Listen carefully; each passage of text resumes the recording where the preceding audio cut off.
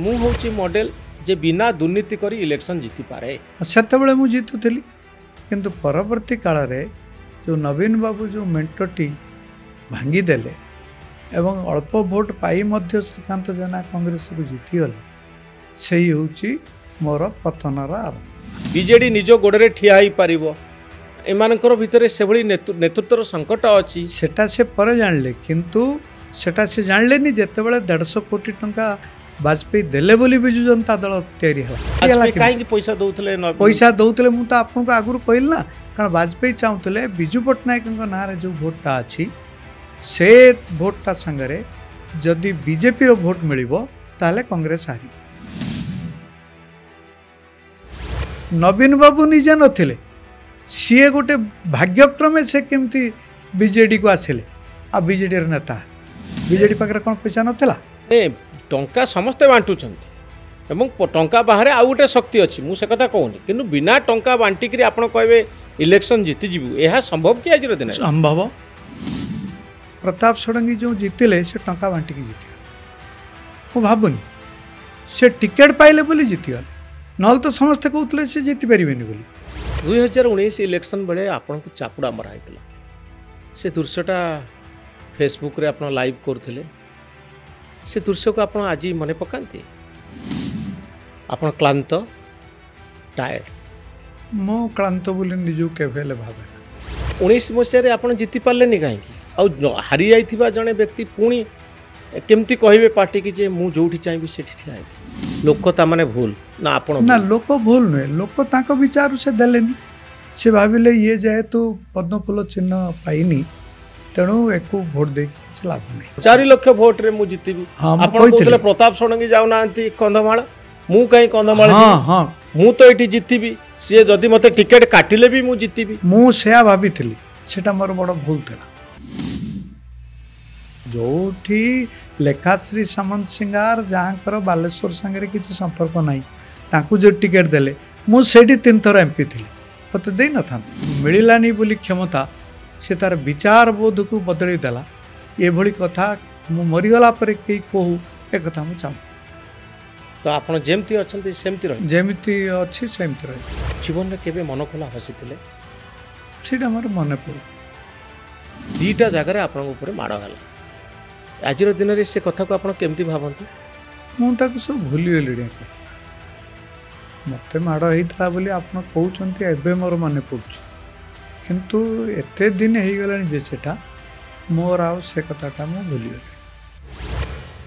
ଆପଣଙ୍କୁ କ୍ଷମତା ଦେବା ପାଇଁ ପାର୍ଟି ଡରେ, ନେତା ଡରନ୍ତି, ଯେ ଖାରବେଳ ସ୍ୱାଇଁ କାହା କଥା ଶୁଣିବେ? ଭାରତୀୟ ଜନତା ପାର୍ଟିର ଓଡ଼ିଶା ନେତାମାନେ କିନ୍ତୁ ଚାହୁଁନଥିଲେ ଯେ ଆପଣ ମନ୍ତ୍ରୀ ହୁଅନ୍ତୁ ବୋଲି। ମୁଁ କହିପାରିବିନି ସେମାନେ ଚାହୁଁଥିଲେ କି। ଓଡ଼ିଶା ନେତାଙ୍କର ଆପଣଙ୍କ ବିରୁଦ୍ଧରେ କ'ଣ ଅଭିଯୋଗ ଥିଲା? ମୁଁ କହିପାରିବିନି। ସେ ବୋଧେ ଭାବୁଥିଲେ ଯେ ଇଏ ଆହୁରି ବହୁତ ଉପରକୁ ଉଠିଯିବ, ସେ ନ ଯାଉ। ଦୁଃଖ ଅନୁଭବ କରୁଛନ୍ତି, ଲାଇଫ୍ରେ ଆପଣଙ୍କର ବହୁତ ରିଗ୍ରେଟ୍ ରହିଗଲା। ମୁଁ ତ ଆପଣଙ୍କୁ କହିଛି ଯେ ସୋମରେ ପତ୍ର ଭଳିଆ ମୁଁ ଭାସି ଚାଲିଛି, ବର୍ତ୍ତମାନ ମୋର ଆଉ କିଛି କରିବାର ନାହିଁ।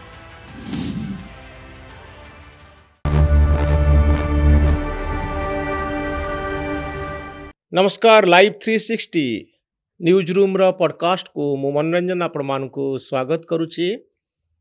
ମୋ ସହିତ ଆଜି ଖାରବେଳ ସ୍ୱାଇଁ ଅଛନ୍ତି, ଯିଏ ଭାରତୀୟ ଜନତା ପାର୍ଟି ସହିତ ଦୀର୍ଘ ଦିନ ଧରି ରହି ଆସିଛନ୍ତି, ଆଇଡ଼ିଓଲୋଜିରେ ବିଶ୍ୱାସ କରନ୍ତି, RSSରେ ବିଶ୍ୱାସ କରନ୍ତି।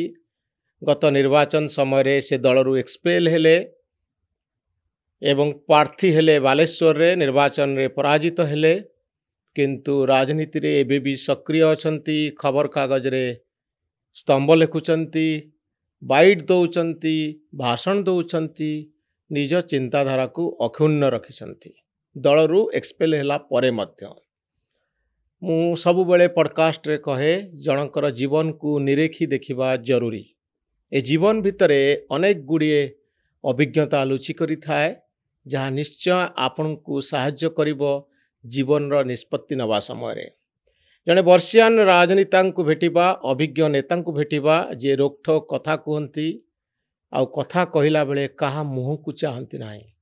ଖାରବେଳ ବାବୁ, ଆପଣଙ୍କ ବୟସ 72? 72 ପୁରିକି 73 ଆରମ୍ଭ ହେଇଛି। 73 ଆରମ୍ଭ ହେଇଛି। ଆପଣ କ୍ଳାନ୍ତ ଟାୟାର୍ଡ ମୁଁ କ୍ଳାନ୍ତ ବୋଲି ନିଜକୁ କେବେ ହେଲେ ଭାବେ ନା। ଶରୀର ଦୁର୍ବଳ ହେଇଯାଇଛି ମନ ଖରାପ ହେଇଯାଇଛି ହଁ, ମନ ଟିକେ ଖରାପ ହେଇଛି। ମନ ଖରାପ କାହିଁକି ହେଇଛି? ଖରାପ ହେଇଛି, ମୁଁ ଭାବିଥିଲି ଗତ ନିର୍ବାଚନରେ ମୁଁ ଟିକେଟ ପାଇବି। କାରଣ 2019ରେ ଯେତେବେଳେ କନ୍ଧମାଳରେ ବିଜେପିର ଅବସ୍ଥା ଭଲ ନଥିଲା, ସେତେବେଳେ ମୋଦି ମୋତେ କହିଥିଲେ ଯେ ସ୍ୱାମୀ ଲକ୍ଷ୍ମଣାନନ୍ଦ ସରସ୍ୱତୀଙ୍କର ହତ୍ୟା ହେଇଛି ସେଠି, ତେଣୁ ସେଠି ଯଦି ବିଜେପି ନ ଜିତେ, ତେବେ ଧର୍ମେନ୍ଦ୍ର ପ୍ରଧାନ ନିଜେ ଆସିକି ମୋତେ କହିଲେ କି ମୋଦି ଏମିତି କହୁଛନ୍ତି, ତେଣୁ ବିଜେପି ଯଦି ସେଠୁ ନ ଜିତେ ତାହେଲେ ଖ୍ରୀଷ୍ଟିଆନ ମାନଙ୍କର ପ୍ରାଦୁର୍ଭାବ ବହୁତ ବଢ଼ିଯିବ, ତେଣୁ ତୁମେ ଯାଇକି ସେଠି ଲଢ଼। ଆପଣ ଲଢ଼ିଲେ 19? ଲଢ଼ିଲି, କାରଣ କଥା ହେଉଛି ମୋର ଆଉ କିଛି ଉପାୟ ବି ନଥିଲା। ତା ପୂର୍ବରୁ ମୁଁ ବିଜେପି ଛାଡ଼ି ଦେଇଥିଲି, ଉତ୍କଳ ଭାରତ ବୋଲି ଗୋଟେ ଦଳ ଗଢ଼ିଥିଲି, ତେଣୁ ସେତେବେଳେ ମୁଁ ବି ଚାହୁଁଥିଲି ବିଜେପିକୁ ଫେରି ଆସିବାକୁ। ଆଉ ସେତେବେଳେ ମୁଁ ଆଶା କରିଥିଲି ଯେ ସେତେବେଳେ ଅରୁଣ ଜେଟଲୀ ବଞ୍ଚିଥିଲେ, ସେ ମୋ କ୍ଲାସମେଟ୍, ଆଉ ମୁଁ ଭାବିଥିଲି ମୋତେ ମିଳିବ, କିନ୍ତୁ ମୋତେ କନ୍ଧମାଳକୁ ପଠାଇ ଦିଆଗଲା। ଯେଉଁଦିନ ପ୍ରାର୍ଥୀପତ୍ର ଦାଖଲ କରିବାର ଶେଷ ଦିନ ମୁଁ ଯାଇକି ସେଇଦିନ ସେଇଠି ପହଞ୍ଚିଲି। କିନ୍ତୁ ମୋ ପୂର୍ବରୁ ଯେ ସୁକାନ୍ତ ପାଣିଗ୍ରାହୀ ଯିଏକି ଏଥର MP ଅଛନ୍ତି, ସିଏ 2014ରେ ସେଠି ପ୍ରାର୍ଥୀ ଥିଲେ ଆଉ ଲକ୍ଷେ ଭୋଟ ପାଇଥିଲେ। ଆପଣ କେତେ ପାଇଲେ? 3 ନମ୍ବର ପୋଜିସନରେ ଥିଲେ, ତାଙ୍କର ଅମାନତ ନଥିଲା, କିନ୍ତୁ ମୁଁ ମାତ୍ର 14 ଦିନ ଭିତରେ 3,13,000 ଭୋଟ ପାଇଥିଲି। ଅଚ୍ୟୁତ ସାମନ୍ତ ଆପଣଙ୍କୁ ହରାଇଦେଲେ। ତ ଇଏ 19 ମସିହାରେ ଆପଣ ଜିତି ପାରିଲେନି କାହିଁକି? ଆଉ ହାରି ଯାଇଥିବା ଜଣେ ବ୍ୟକ୍ତି ପୁଣି କେମିତି କହିବେ ପାର୍ଟିକି ଯେ ମୁଁ ଯୋଉଠି ଚାହିଁବି ସେଠି ଠିଆ ହେବି? ଯୋଉଠି ଚାହିଁବି ନୁହେଁ, ଆପଣ କହିଲେ ମୁଁ ବାଲେଶ୍ୱରରେ ଠିଆ ହେବି। ବାଲେଶ୍ୱରରେ ଠିଆ ହେବି, କାରଣ ବାଲେଶ୍ୱରରେ ମୁଁ 3 ଥର MP ଥିଲି। ମୁଁ ଯେ କିଛି ନଥିଲି ହଠାତ୍ ଉଡିକି ଆସିକି ପହଞ୍ଚିଲି ତା ନୁହେଁ। ଆପଣ କହୁଥିଲେ ମୁଁ 4 ଲକ୍ଷ ଭୋଟରେ ଜିତି। ହଁ, ମୁଁ କହୁଥିଲି, ସେଇଟା ମୋର ଆପଣ 4,000 ଭୋଟ ପାଇଲେ। ମୁଁ 4,000 ବି ପାଇନି, 1,800 ଭୋଟ ପାଇଛି। 1,800 ଭୋଟ ପାଇଲେ, କହୁଥିଲେ ମୁଁ 4 ଲକ୍ଷ ପାଇବି। କାରଣ ମୋର ଧାରଣା ଥିଲା ଯେ ଟିକେଟ ମୁଁ ପାଇବି। ଟିକେଟ ପାଇଥିଲେ ଆପଣ ପାଇଥାନ୍ତେ, କିନ୍ତୁ ଟିକେଟ ନ ପାଇକି ବି ମୁଁ ସ୍ୱାଧୀନ ପ୍ରାର୍ଥୀ ହେଇକି ଠିଆ ହେଲି। ତାର କାରଣ ମୁଁ ଭାବିଲି ଯେ ଯେହେତୁ ମୁଁ ଲୋକଙ୍କ ପାଇଁ ଏତେ କାମ କରିଛି, ତେଣୁ ଲୋକମାନେ ମୋତେ ଭୋଟ ଦେବେ। ଲୋକ ତା ମାନେ ଭୁଲ ନା ଆପଣ? ନା, ଲୋକ ଭୁଲ ନୁହେଁ, ଲୋକ ତାଙ୍କ ବିଚାରରୁ ସେ ଦେଲେନି। ସେ ଭାବିଲେ ଇଏ ଯେହେତୁ ପଦ୍ମଫୁଲ ଚିହ୍ନ ପାଇନି, ତେଣୁ ଏକୁ ଭୋଟ ଦେଇକି କିଛି ଲାଭ ନାହିଁ। ଆଉ ଦେଖନ୍ତୁ, ଗତ ଥର ମଧ୍ୟ ତ ଆପଣ ଟିକେଟ ପାଇଲେନି, ଆପଣ ଇଲେକ୍ସନରୁ ଓହରି ଯିବା କଥା। ଓହରି ଯାଇ କ'ଣ କରିଥାନ୍ତି? ଆଉ ଇଏ 1,800 ଭୋଟ ପାଇ ଆପଣଙ୍କର କ'ଣ ଲାଭ ହେଲା? 1,800 ଭୋଟ ପାଇ ବୋଲି ବର୍ତ୍ତମାନ 1,800 ପାଇଲି ବୋଲି ମୁଁ ଜାଣିଲି। ସେତେବେଳେ ମୁଁ ଭାବିନଥିଲି। ମୁଁ ଆପଣଙ୍କୁ ବି କହିଥିଲି ଯେ ମୁଁ 4 ଲକ୍ଷ ଭୋଟ 4 ଲକ୍ଷ ଭୋଟରେ ମୁଁ ଜିତିବି। ଆପଣ କହୁଥିଲେ ପ୍ରତାପ ଷଡ଼ଙ୍ଗୀ ଯାଉନାହାନ୍ତି କନ୍ଧମାଳ, ମୁଁ କାହିଁ କନ୍ଧମାଳ ଯିବି? ମୁଁ ତ ଏଇଠି ଜିତିବି, ସିଏ ଯଦି ମୋତେ ଟିକେଟ କାଟିଲେ ବି ମୁଁ ଜିତିବି। ମୁଁ ସେୟା ଭାବିଥିଲି, ସେଟା ମୋର ବଡ଼ ଭୁଲ ଥିଲା। ବଡ଼ ଭୁଲ ଥିଲା। ଆପଣଙ୍କ ଭଳି ଅଭିଜ୍ଞ ନେତା କ'ଣ ଭୁଲ ଠିକ କ'ଣ ଜାଣିପାରନ୍ତିନି? ମୁଁ ଜାଣିପାରିଲିନି। ମୁଁ ଭାବିଥିଲି ଯେହେତୁ ସେଠି ମୁଁ 3 ଥର ଜିତିଛି ଏବଂ 6 ଥର ଲଢ଼ିଛି, ତେଣୁ ମୁଁ ସେଠି ଠିଆ ଏବଂ ମୁଁ ସେଠି ସବୁଦିନେ ରହେ ଏପର୍ଯ୍ୟନ୍ତ। ଲୋକ ଆପଣଙ୍କୁ ଧୋକା ଦେଲେ, ଅନ୍ତତଃ 40-50 ହଜାର ଲୋକ ତ ଭୋଟ ଦେଇଥାନ୍ତେ। ଦେଲେ ନାହିଁ, ଆଉ ଧୋକା ବୋଲି ମୁଁ କହୁନି, ଲୋକଙ୍କର ବିଚାର ସବୁବେଳେ ଠିକ ମୁଁ ଭାବେ। ଆପଣଙ୍କ ବିଚାର ଭୁଲ? ମୋ ବିଚାର ଭୁଲ ଥିଲା। ଆମେ ଦେଖୁଥିଲୁ ଭିଡ଼ିଓ, ଆପଣଙ୍କ ବେକରେ ଜଣେ ଫୁଲମାଳ ପକାଇବା ପାଇଁ ଯାଉଥିଲେ, ଆପଣ ଚିଡ଼ିକିରି ସେ ଫୁଲମାଳକୁ ଫୋପାଡ଼ି ଦେଉଥିଲେ। ୟାର କାରଣ ହେଉଛି ଯେ ସେତେବେଳେ ମୋତେ ସାମ୍ବାଦିକମାନେ ବିଭିନ୍ନ ପ୍ରଶ୍ନ ପଚାରୁଥିଲେ। ମୁଁ ପ୍ରାର୍ଥୀପତ୍ର ଦାଖଲ କରିକି ବାହାରକୁ ଆସୁଥିଲି। ସେତିକି ବେଳେ ମୋର ସେ ସମର୍ଥକଟି ସେ ପ୍ରଚଣ୍ଡ ଉତ୍ସାହିତ ହୋଇକି ହଠାତ୍ ଗୋଟେ ଫୁଲ ହାର କୋଉଠୁ ଆଣିକି ପଛପଟରୁ ମୋ ବେକରେ ପକାଇଦେଲା। ମୋତେ ବଡ଼ ଚିଡ଼ ମାରିଲା। କାରଣ ଫୁଲମାଳ ପକାଉଥିବା ଜଣେ ବ୍ୟକ୍ତି ପ୍ରତି କ'ଣ ଏ ବ୍ୟବହାର ଠିକ ନାହିଁ? ଫୁଲ ହାର ସେ ଯଦି ଆଗରୁ ପକାଇଥାନ୍ତା, ମୁଁ ସେଟା ଅଲଗା କଥା ଥିଲା। ମୁଁ ଜାଣିପାରିଲିନି ଯେ ସେ ହଠାତ୍ ପଛପଟରୁ ଆସିକି ଗୋଟେ ଫୁଲ ହାର ପକାଇଦେଲାଣି। ଗୋଟେ କିଛି ଇନ୍ସପାୟାର୍ଡ ଇଡିଅଟ୍ ବୋଲି କିଛି ଲୋକ ଅଛନ୍ତି, ସେ ହେଉଛି ସେୟା। से आज भी मो सांगरे अछि ଅଛି हाँ ଆପଣ ଏଇ କ୍ୟାମେରା ଆଗରେ ଚିଡ଼ିଲା ପରେ ତାଙ୍କୁ ପୁଣି ପାଖକୁ ଡାକିଲେ हाँ कारण सी मो सांगरे बहुत दिन है अच्छी ताकू मु विभिन्न प्रकार साहाଯ୍य करछि से कंधमाल भी जाइए मो ପାଇଁ प्रचार करथला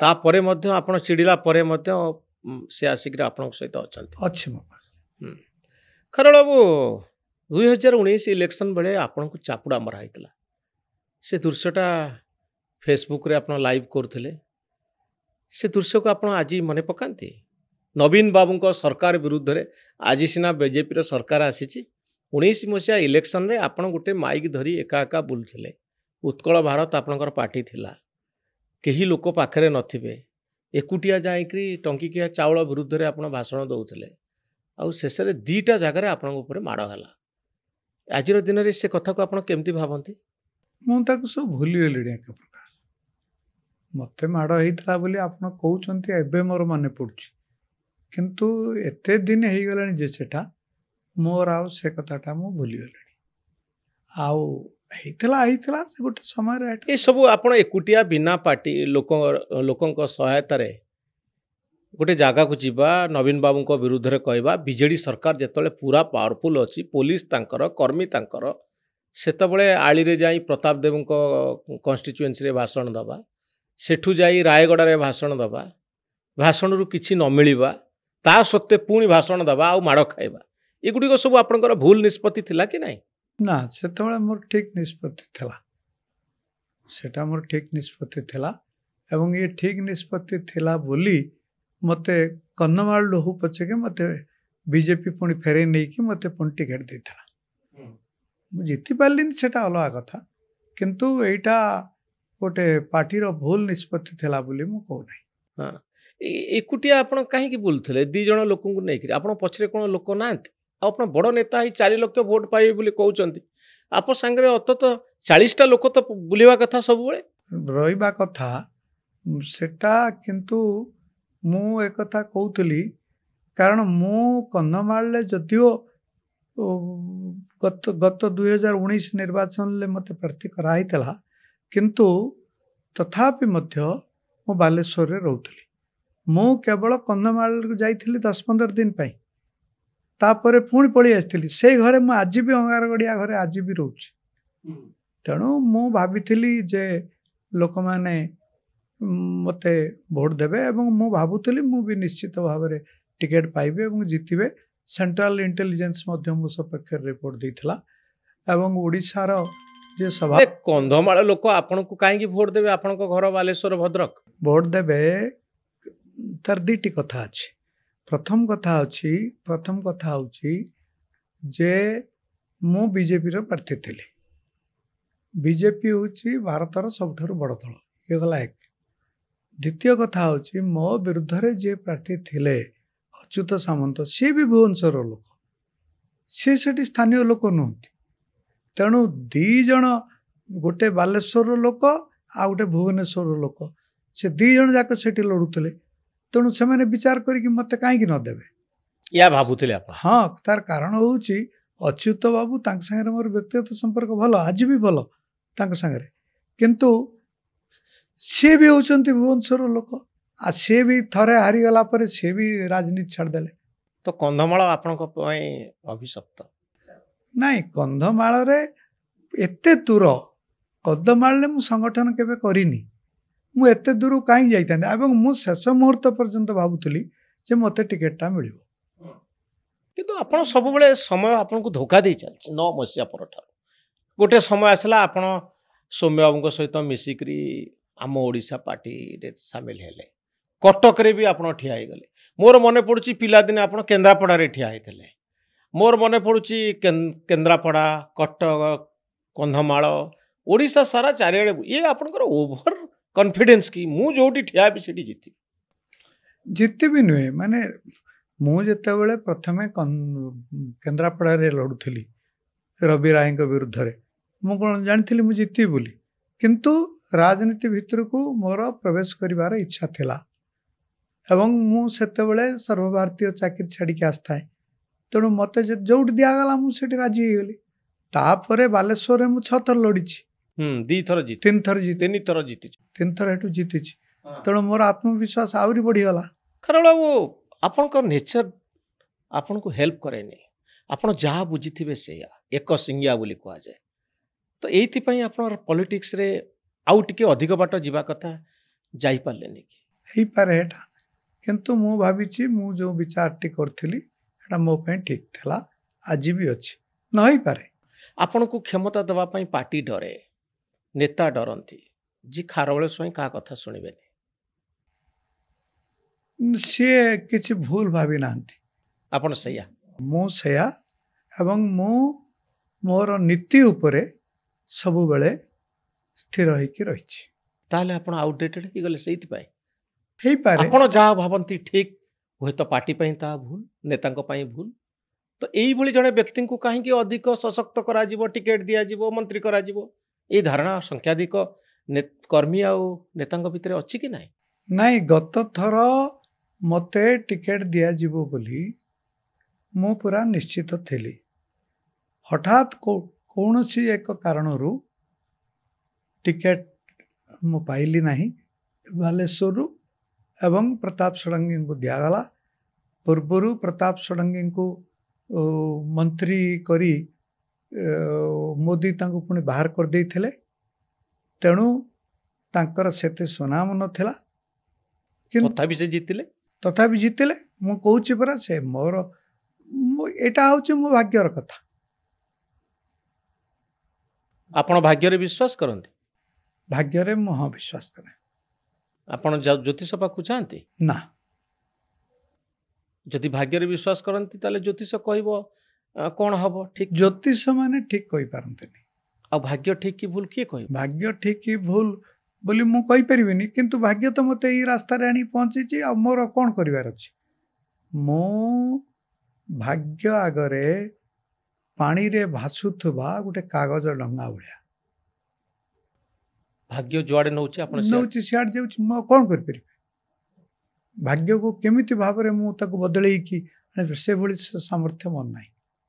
ତ ଆପଣ କ'ଣ ନିଜକୁ ଅସହାୟ ମନେ କରୁଛନ୍ତି? ଭାଗ୍ୟ ଯାହା କହିବ ମୁଁ ସେୟା କରିବି, ମୁଁ ହେଲ୍ପଲେସ୍। ବର୍ତ୍ତମାନ ଅବସ୍ଥାରେ ମୁଁ ପ୍ରାୟ ସେୟା ଭାବୁଛି। ଖାରବେଳ ବାବୁ, ଆପଣଙ୍କ ଭିତରେ ବହୁତ ଦମ୍ଭ ଥିଲା, ଶକ୍ତି ଥିଲା, ଆପଣ ଚ୍ୟାଲେଞ୍ଜ କରୁଥିଲେ। ଆପଣ, ମୁଁ ଦେଖିଛି ଗ୍ରାହାମ ଷ୍ଟେନ୍ସଙ୍କ ବେଳେ ପ୍ରେସ୍ ମିଟ୍ କରୁଥିଲେ। ଆପଣଙ୍କ ପାଖରେ କି କଥା କହିବାକୁ ଡରୁଥିଲେ।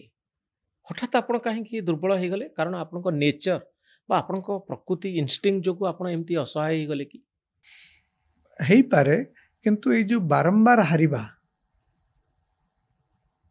ଇଏ ହେଉଛି ଗୋଟେ ବଡ଼ କାରଣ। 14ରେ ହାରିବା, 19ରେ ହାରିବା, ପୁଣି 2000 ଏଇ ଯେଉଁ ଗତ ନିର୍ବାଚନ ଗଲା 24ରେ ଏତେ କମ୍ ଭୋଟ ପାଇବା, ଇଏ ମୋର ମନୋବଳକୁ ସତରେ ଭାଙ୍ଗି ଦେଇଛି। ମନୋବଳ ବଢ଼ାଇବା ପାଇଁ ଆପଣ କ'ଣ କରୁଛନ୍ତି? ମୁଁ କିଛି କରୁନି। ମୁଁ ବିଶେଷ ଖବର କାଗଜ ବାହାର କରୁଛି। ମୁଁ ସେଇ କାଗଜରେ କେବଳ ସବୁ ସମୟ ଦେଉଛି, ଆଉ କିଛି ନାହିଁ। ମୁଁ ଭୁବନେଶ୍ୱର, ବାଲେଶ୍ୱର ଏମିତି କେବଳ ହେଉଛି। ମୋର ପୁରୁଣା ଲୋକଙ୍କ ସାଙ୍ଗରେ କେବଳ ସାକ୍ଷାତ କରୁଛି, ବାସ୍ ସେତିକି। ପୁରୁଣା ଦିନର କଥାକୁ ମନେ ପକାଉଛନ୍ତି? ହଁ, ସେତିକି। କେଉଁ ମେମୋରି ଆପଣଙ୍କୁ ବେଶୀ ଖୁସି ଦେଉଛି? ଖୁସି କରୁଛି ଯେ ପାର୍ଲାମେଣ୍ଟରେ ଯେତେବେଳେ ମୁଁ ଅତି ଦୃଢ଼ତାର ସହିତ ବିରୋଧୀ ଦଳକୁ ମୁକାବିଲା କରୁଥିଲି, ସେଇଟା ହେଉଛି ମୋର ବର୍ତ୍ତମାନ ସବୁଠାରୁ ବଡ଼ ସ୍ମୃତି। କ'ଣ ଗୋଟେ ସ୍ମୃତି ମନେ ପକାଇଲେ ଯେତେବେଳେ ଆପଣ ଚ୍ୟାଲେଞ୍ଜ କରୁଥିଲେ? ଯେତେବେଳେ ମୁଁ ଚ୍ୟାଲେଞ୍ଜ କରୁଥିଲି, ସେତେବେଳେ ଚିଦାମ୍ବରମ ଅର୍ଥମନ୍ତ୍ରୀ ଥିଲେ। ତାଙ୍କୁ ସେ ଯେତେବେଳେ କହୁଥିଲେ, ସେତେବେଳେ ତାଙ୍କର ମେଣ୍ଟ ସରକାର ଥିଲା, ସେ ଯେତେବେଳେ କହୁଥିଲେ ଯେ ସିଏ ବହୁତ କିଛି ସଫଳ ହେଇଛନ୍ତି, ମୁଁ ତାଙ୍କୁ ବିରୋଧ କରିଛି। ସେତେବେଳେ ଏଇ ଅର୍ଥନୈତିକ ସଂସ୍କାରକୁ ନେଇକି ସାରା ଦେଶରେ ବ୍ୟାପକ ଆଲୋଡ଼ନ ସେତେବେଳେ ସୃଷ୍ଟି ହେଉଥିଲା 90sରେ। ସେତେବେଳେ ନା, ଏପରିକି 2009 ପର୍ଯ୍ୟନ୍ତ ସେଇଭଳି ଅବସ୍ଥା ଥିଲା। ସେତେବେଳେ ଗୋଟେ ଧାରଣା ଥିଲା ଯେ କେବଳ କିଛି ଜିନିଷ ବାଣ୍ଟି ଦେଲେ ଲୋକଙ୍କୁ, ଦେଶର ଆର୍ଥିକ ବିକାଶ ନ ହେଉ ପଛକେ ଭୋଟଟା ମିଳିବ। ମୁଁ ସେଟା ବିଶ୍ୱାସ କରୁନଥିଲି। ବାଜପେୟୀଙ୍କ ବେଳେ ମୁଁ ବିଶ୍ୱାସ କରୁଥିଲି ଯେ ଭିତ୍ତିଭୂମି ନିର୍ମାଣ ଇନଫ୍ରାଷ୍ଟ୍ରକ୍ଚର ସେଇଟା ହେଉଛି ସବୁଠାରୁ ବଡ଼ କଥା, ଯାହାଫଳରେ କି ଗୋଟେ ଦେଶ ବିକଶିତ ହୁଏ। ଚିଦାମ୍ବରମ ଆଉ ଆପଣଙ୍କ ଭିତରେ ଏଇଥିପାଇଁ କଳି ହେଉଥିଲା, ବହୁତ କଳି ହେଉଥିଲା। ମାନେ ପୁରା ମନାନ୍ତର ଯେ କଥା। ହଁ, ମନାନ୍ତର କଥା ଥିଲା, କିନ୍ତୁ ସେମିତି ନୁହେଁ ଯେ ଆମର ହାତାହାତି ହେଇଥିଲା ବା ଖରାପ ଭାଷାରେ ପରସ୍ପରକୁ ଗାଳି ଦେଉଥିଲୁ। ସିଏ ତ ଗାଳି ଦେଉନଥିଲେ, ମୁଁ ବି ସେମିତି କିଛି କରୁନଥିଲି, ମୁଁ ଯୁକ୍ତି କରୁଥିଲି। ଆପଣ ଆଡଭାନୀ ଆଉ ବାଜପେୟୀଙ୍କ ସାଙ୍ଗରେ ପରାମର୍ଶ କରୁଥିଲେ ପାର୍ଲାମେଣ୍ଟରେ କ'ଣ କ'ଣ? ପାର୍ଲାମେଣ୍ଟରେ କରୁଥିଲି। ଆପଣଙ୍କୁ ଡାକୁଥିଲେ ବାଜପେୟୀ ଆଉ ଆଡଭାନୀ? ସବୁ ଡାକୁଥିଲେ। ବାଜପେୟୀଙ୍କର ତ ବଡ଼ ଶ୍ରଦ୍ଧା ଥିଲା ମୋ ପ୍ରତି। ସେ ମୁଁ ଯେଉଁଭଳି ଭାବରେ ଯୁକ୍ତି କରୁଥିଲି ସେ ଭାରି ଖୁସି ଥିଲେ। ଗୋଟେ ଉଦାହରଣ ଦେଉଛି ଯେ ମୁଁ କହୁଥିଲି ଯେ ମୋଟର ଗାଡ଼ି ନିର୍ମାଣ ଦ୍ୱାରା ଦେଶରେ ବ୍ୟାପକ ବେକାରୀ ସମସ୍ୟାର ସମାଧାନ ହେବ। ଯେମିତି ଗୋଟେ ମୋଟର ଗାଡ଼ି ତିଆରି ହେଲେ ସେଥିପାଇଁ ଗୋଟେ ଡ୍ରାଇଭର ଦରକାର, ଗୋଟେ ଗ୍ୟାରେଜକୁ ସେଟା ଯିବ, ସେଥିରେ ତାକୁ ମରାମତି କରିବା ପାଇଁ ମେକାନିକ ଦରକାର, ଯେଉଁ ପେଟ୍ରୋଲ ଟାଙ୍କିରେ ସେଥିରେ ତେଲ ପଡ଼ିବ ସେଥିପାଇଁ ଲୋକ ଦରକାର। ତେଣୁ ଗୋଟେ ଗାଡ଼ି ଯଦି ବଜାରକୁ ଗଲା 3ଟି ଲୋକ ଅତି କମରେ ସେଥିପାଇଁ ନିଯୁକ୍ତି ପାଇବେ। ଏଇ ଧରଣର ଯେଉଁ ପ୍ରଥମ ମୋର ଯୁକ୍ତିକୁ ବାଜପେୟୀ ବଡ଼ ପସନ୍ଦ କରିଥିଲେ। ମ୍ୟାନୁଫ୍ୟାକ୍ଚରିଂ ହଉ ଦେଶରେ। ତେଣୁ କରିକି ତାପରେ ଧୀରେ ଧୀରେ ମୁଁ ବାଜପେୟୀଙ୍କୁ ଆହୁରି ବେଶୀ ଭଲ ପାଇବାକୁ ଲାଗିଲି ଯେତେବେଳେ ସେ କହିଲେ ଯେ ସ୍ୱର୍ଣ୍ଣ ଚତୁର୍ଭୁଜ ରାସ୍ତା, ପ୍ରଧାନମନ୍ତ୍ରୀ ଗ୍ରାମ ସଡ଼କ ଯୋଜନା ରାସ୍ତା, ଏଇଆକୁ ସବୁ ତିଆରି କଲେ ତାହେଲେ ଯାଇକି ଦେଶର ବିକାଶ ହେବ, ଏବଂ ତା ହେଲା ମଧ୍ୟ। କାରଣ ଭାରତବର୍ଷର ବିକାଶ ମନମୋହନ ସିଂଙ୍କ ବେଳୁ ଯଦିଓ ଆରମ୍ଭ ହେଇଥିଲା, ତାକୁ ଆହୁରି ବଢ଼େଇଥିଲେ ବାଜପେୟୀ। ବାଜପେୟୀଙ୍କ ବେଳେ ହିଁ ଭାରତବର୍ଷର ଆର୍ଥିକ ବିକାଶ ବହୁତ ବ୍ୟାପକ ଭାବରେ ହେଲା ଏବଂ ବିଦେଶୀ କମ୍ପାନୀମାନେ ବହୁ ସଂଖ୍ୟାରେ ଭାରତବର୍ଷକୁ ଆସିଲେ ଏବଂ ସେମାନେ ପୁଞ୍ଜି ଲଗାଣ ଏଠି। ସେତେବେଳେ ମଝିରେ ଶୁଣା ହେଉଥିଲା ଯେ ଆପଣ ମନ୍ତ୍ରୀ ହେଉଛନ୍ତି ବିଜେପି ସରକାରରେ, ହଠାତ୍ ଆପଣଙ୍କର ଶେଷ ମୁହୂର୍ତ୍ତରେ ମନ୍ତ୍ରୀ ହେବାରୁ ଆପଣ ବଞ୍ଚିତ ହେଲେ। ଆପଣଙ୍କ ନାଁ ବୋଧେ ତାଲିକାରେ ଆସିଯାଇଥିଲା ମନ୍ତ୍ରିମଣ୍ଡଳ ତାଲିକାରେ, କିଏ କାଟିଦେଲା ଆପଣଙ୍କର ମନ୍ତ୍ରୀ ପଦ? ମୁଁ କେମିତି ଜାଣିବି ମୋର ପଦରୁ ମୋତେ କିଏ? ଆପଣଙ୍କୁ ଫୋନ୍ ଆସି ସାରିଥିଲା ଆପଣ ମନ୍ତ୍ରୀ ହେଉଛନ୍ତି ବୋଲି? ମୋତେ ଫୋନ୍ ଆସିନଥିଲେ ମଧ୍ୟ ଯେ ଏକର ଯେ ଚୋପ୍ରା ଯିଏକି ଥିଲେ ଏଙ୍କର ଆଡଭାନୀଙ୍କର ଯେ PS ଥିଲେ, ସେ କହିଥିଲେ। ଭେଙ୍କୟା ନାଇଡୁ ସେତେବେଳେ ଦଳର ସଭାପତି ଥିଲେ, ସେ ବି କହିଥିଲେ। କ'ଣ କହିଥିଲେ? ଯେ ଖାରବେଳ କହିଥିଲେ ଯେ ତମ ନାଁଟି ଯାଇଛି, ତୁମେ ମନ୍ତ୍ରୀ ହେଉଛ। ଏପରିକି ଏଇ ଯେଉଁ କନକବର୍ଦ୍ଧନ ସିଂହଦେଓ ବର୍ତ୍ତମାନ ଉପମୁଖ୍ୟମନ୍ତ୍ରୀ ଅଛନ୍ତି, ସିଏ ବି ନିଜେ ଯାଇଥିଲେ, କାରଣ ତାଙ୍କର ବି ଇଚ୍ଛା ଥିଲା ତାଙ୍କ ସ୍ତ୍ରୀ ମନ୍ତ୍ରୀ ହୁଅନ୍ତୁ, ସିଏ ବି ଯାଇଥିଲେ। ସିଏ ମୋତେ କହିଥିଲେ ଯେ ଆପଣ ହେଉଛନ୍ତି ଆମେ ଜାଣିଛୁ। ଏଇଭଳି କଥା ସେମାନେ ସବୁ ମୋତେ କହିଥିଲେ। ମୋତେ ସେତେବେଳେ ଆହୁରି ବହୁତ ଲୋକ ସିଏ ଭୁଲି ଯାଉଛି ତାଙ୍କ ନାଁ ସବୁ। ସେତେବେଳେ ଏ ରାଜୀବ ପ୍ରତାପ ରୁଡ଼ି ଯିଏ ବର୍ତ୍ତମାନ ମନ୍ତ୍ରୀ ଅଛନ୍ତି, ଆଉ ସେତେବେଳେ ଯେ ଜଣେ ବିଜୟ ଗୁପ୍ତା ନା କ'ଣ ତାଙ୍କ ନାଁ, ଦିଲ୍ଲୀର MP ଥିଲେ, ସେ ସବୁ ସେ ବାଜପେୟୀଙ୍କ ନିକଟତର ଥିଲେ। ସେ ସବୁ ମୋତେ କହିଥିଲେ ଯେ ଆପଣଙ୍କ ନାଁ ଯାଇଛି, ଆପଣ ମନ୍ତ୍ରୀ ହେଉଛନ୍ତି। ତ ମନ୍ତ୍ରୀ ଆପଣ ବି ମନେ ମନେ ପ୍ରସ୍ତୁତ ହେଇଯାଇଥିଲେ ଯେ ଆପଣ ଶପଥ ନେଉଛନ୍ତି? ପ୍ରସ୍ତୁତ କଥା ଭାବିଥିଲି, କିନ୍ତୁ ନହେଲେ ଯେ ପ୍ରାଣ ଛାଡ଼ିଯିବ ସେମିତି ଅବସ୍ଥା ନଥିଲା। କାରଣ ମୁଁ MP ହେଇକି ସନ୍ତୁଷ୍ଟ ଥିଲି। ମନ୍ତ୍ରୀ ହେଇଥିଲେ ଆଉ ଟିକେ ଖୁସି ହେଇଥାନ୍ତି, କିନ୍ତୁ ନହେଲେ ଯେ ନହେବ। କାରଣ ଯେତେବେଳେ ମୁଁ ମନ୍ତ୍ରୀ ପଦ, କାରଣ ମୋ ମା ଏବଂ ମୋ ସ୍ତ୍ରୀଙ୍କୁ ମୁଁ ନେଇକି ଯାଇଥିଲି, ମୁଁ ଭାବିଥିଲି ଯେ ମୁଁ ଶପଥ ଗ୍ରହଣ କରିବି, କିନ୍ତୁ ଯେତେବେଳେ ନହେଲି। ଦିଲ୍ଲୀ ନେଇ ଯାଇଥିଲେ ମା ଆଉ ସ୍ତ୍ରୀଙ୍କୁ? ସ୍ତ୍ରୀ ଏବେ ଯିଏ ଅଛନ୍ତି ବର୍ତ୍ତମାନ ଏଇଠି ଭୁବନେଶ୍ୱରରେ, ସେ ଯାଇଥିଲେ। ମୋ ମା ବି ବଞ୍ଚିଛନ୍ତି, ସେ ବି ଯାଇଥିଲେ, ମୁଁ ତାଙ୍କୁ ନେଇକି ଯାଇଥିଲି।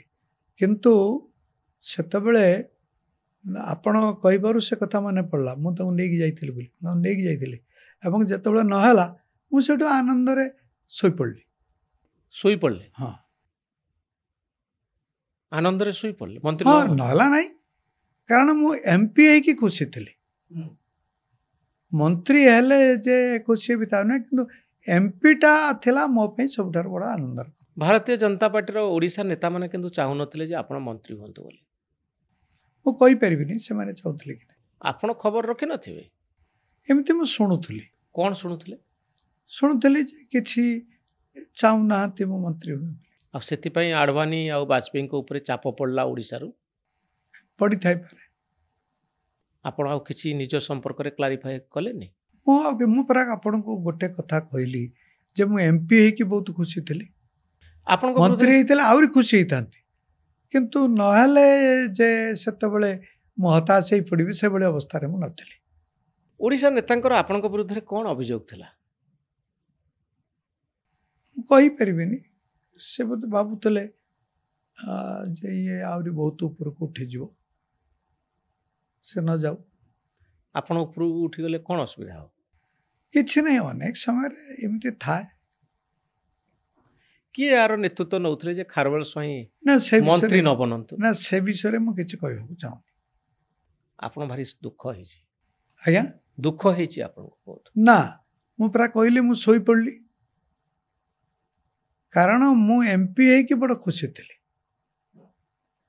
आपण आज यही सब कथा पचारुचंती बोली ये कथा मोर मने पड़ुची ये कथा को सब मु भूली जाइछि खारवेल वो आपण भारतीय जनता पार्टी रे मोर जा मने पड़ुची राज्य सभापति हवा पई इलेक्शन रे भाग नैथिले नहीं थिले किंतु पुणी दबी गले लास्ट मोमेंट दबिगले मते आडवाणी फोन निजे फोन करके कहले जे तुम बसी जाओ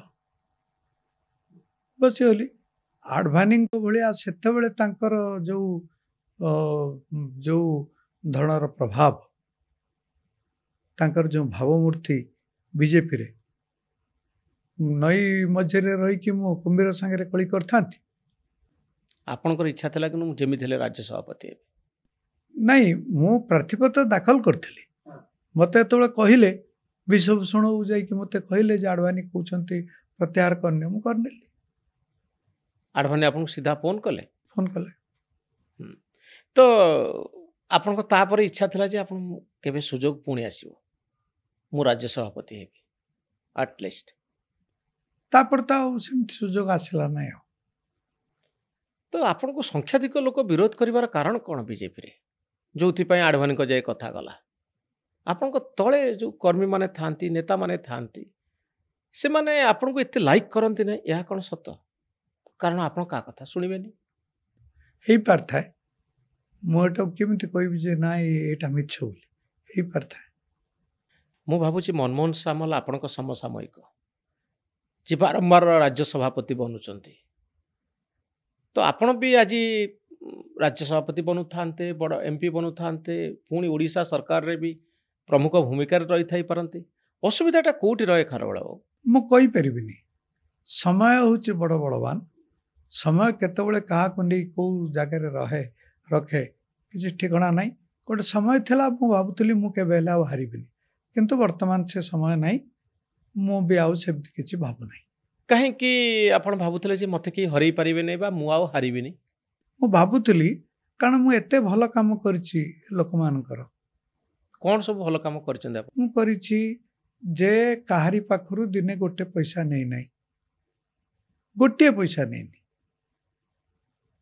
एवं एमपी लार्ड्स बा अन्यान्य जहा किछि आसीछि सब लोकंकर काम रे लगेछि सेत में बही छापी की बांटीछि जे को काम पाई केते टंका खर्च होइछि ताको सब मो बही छापी की बांटीछि एवं तापरे मो द्वारा जहा किछि संभव मु समस्त को सहायता करछि सेइत पे मु भाबुतली तू यहा यथेष्ट नुहे जणे एमपी बनिबा पाई एमएलए बनिबा पाई नेता बनिबा पाई हेई पारे तार साधुतार स्थान कोन आपण भाबुचंती आपण लांच नै नांती बोली लोक आपण को वोट देबे नेता माने आपण को समर्थन करिवे मु सेते बेले भाबुतली वर्तमान वर्तमान मु ताऊ जीति पानु तो टिकट भी पाउनी आ तेणु भाविवार कोन अछि विचारे तो आपण जो दल निजे तैयारी करथिले उत्कल भारत तो भाबुथिले कोन उत्कल भारत बिजु जनता दल सहित टक्कर दो बोली କିନ୍ତୁ କ'ଣ କରିଥାନ୍ତି ସେତେବେଳେ ସେତେବେଳେ ସୌମ୍ୟ ବାବୁଙ୍କ ତାଙ୍କର ଆମ ଓଡ଼ିଶା ଦଳ ସାଙ୍ଗରେ ମେଣ୍ଟ କରିବାକୁ ଚେଷ୍ଟା କଲି। ଦାମ ବାବୁ ମରିଗଲେଣି, ତାଙ୍କ ସାଙ୍ଗରେ ଚେଷ୍ଟା କରିଥିଲି ଯେ ତାଙ୍କୁ ଆଣିବା ପାଇଁ। ଏପରିକି ଆମର ବ୍ରଜ ତ୍ରିପାଠୀ ତାଙ୍କର ଯେଉଁ ସମତା କ୍ରାନ୍ତି ଦଳ ଥିଲା ତା ସାଙ୍ଗରେ ବି ମେଣ୍ଟ କରିଥିଲୁ, କିନ୍ତୁ ହେଲାନି।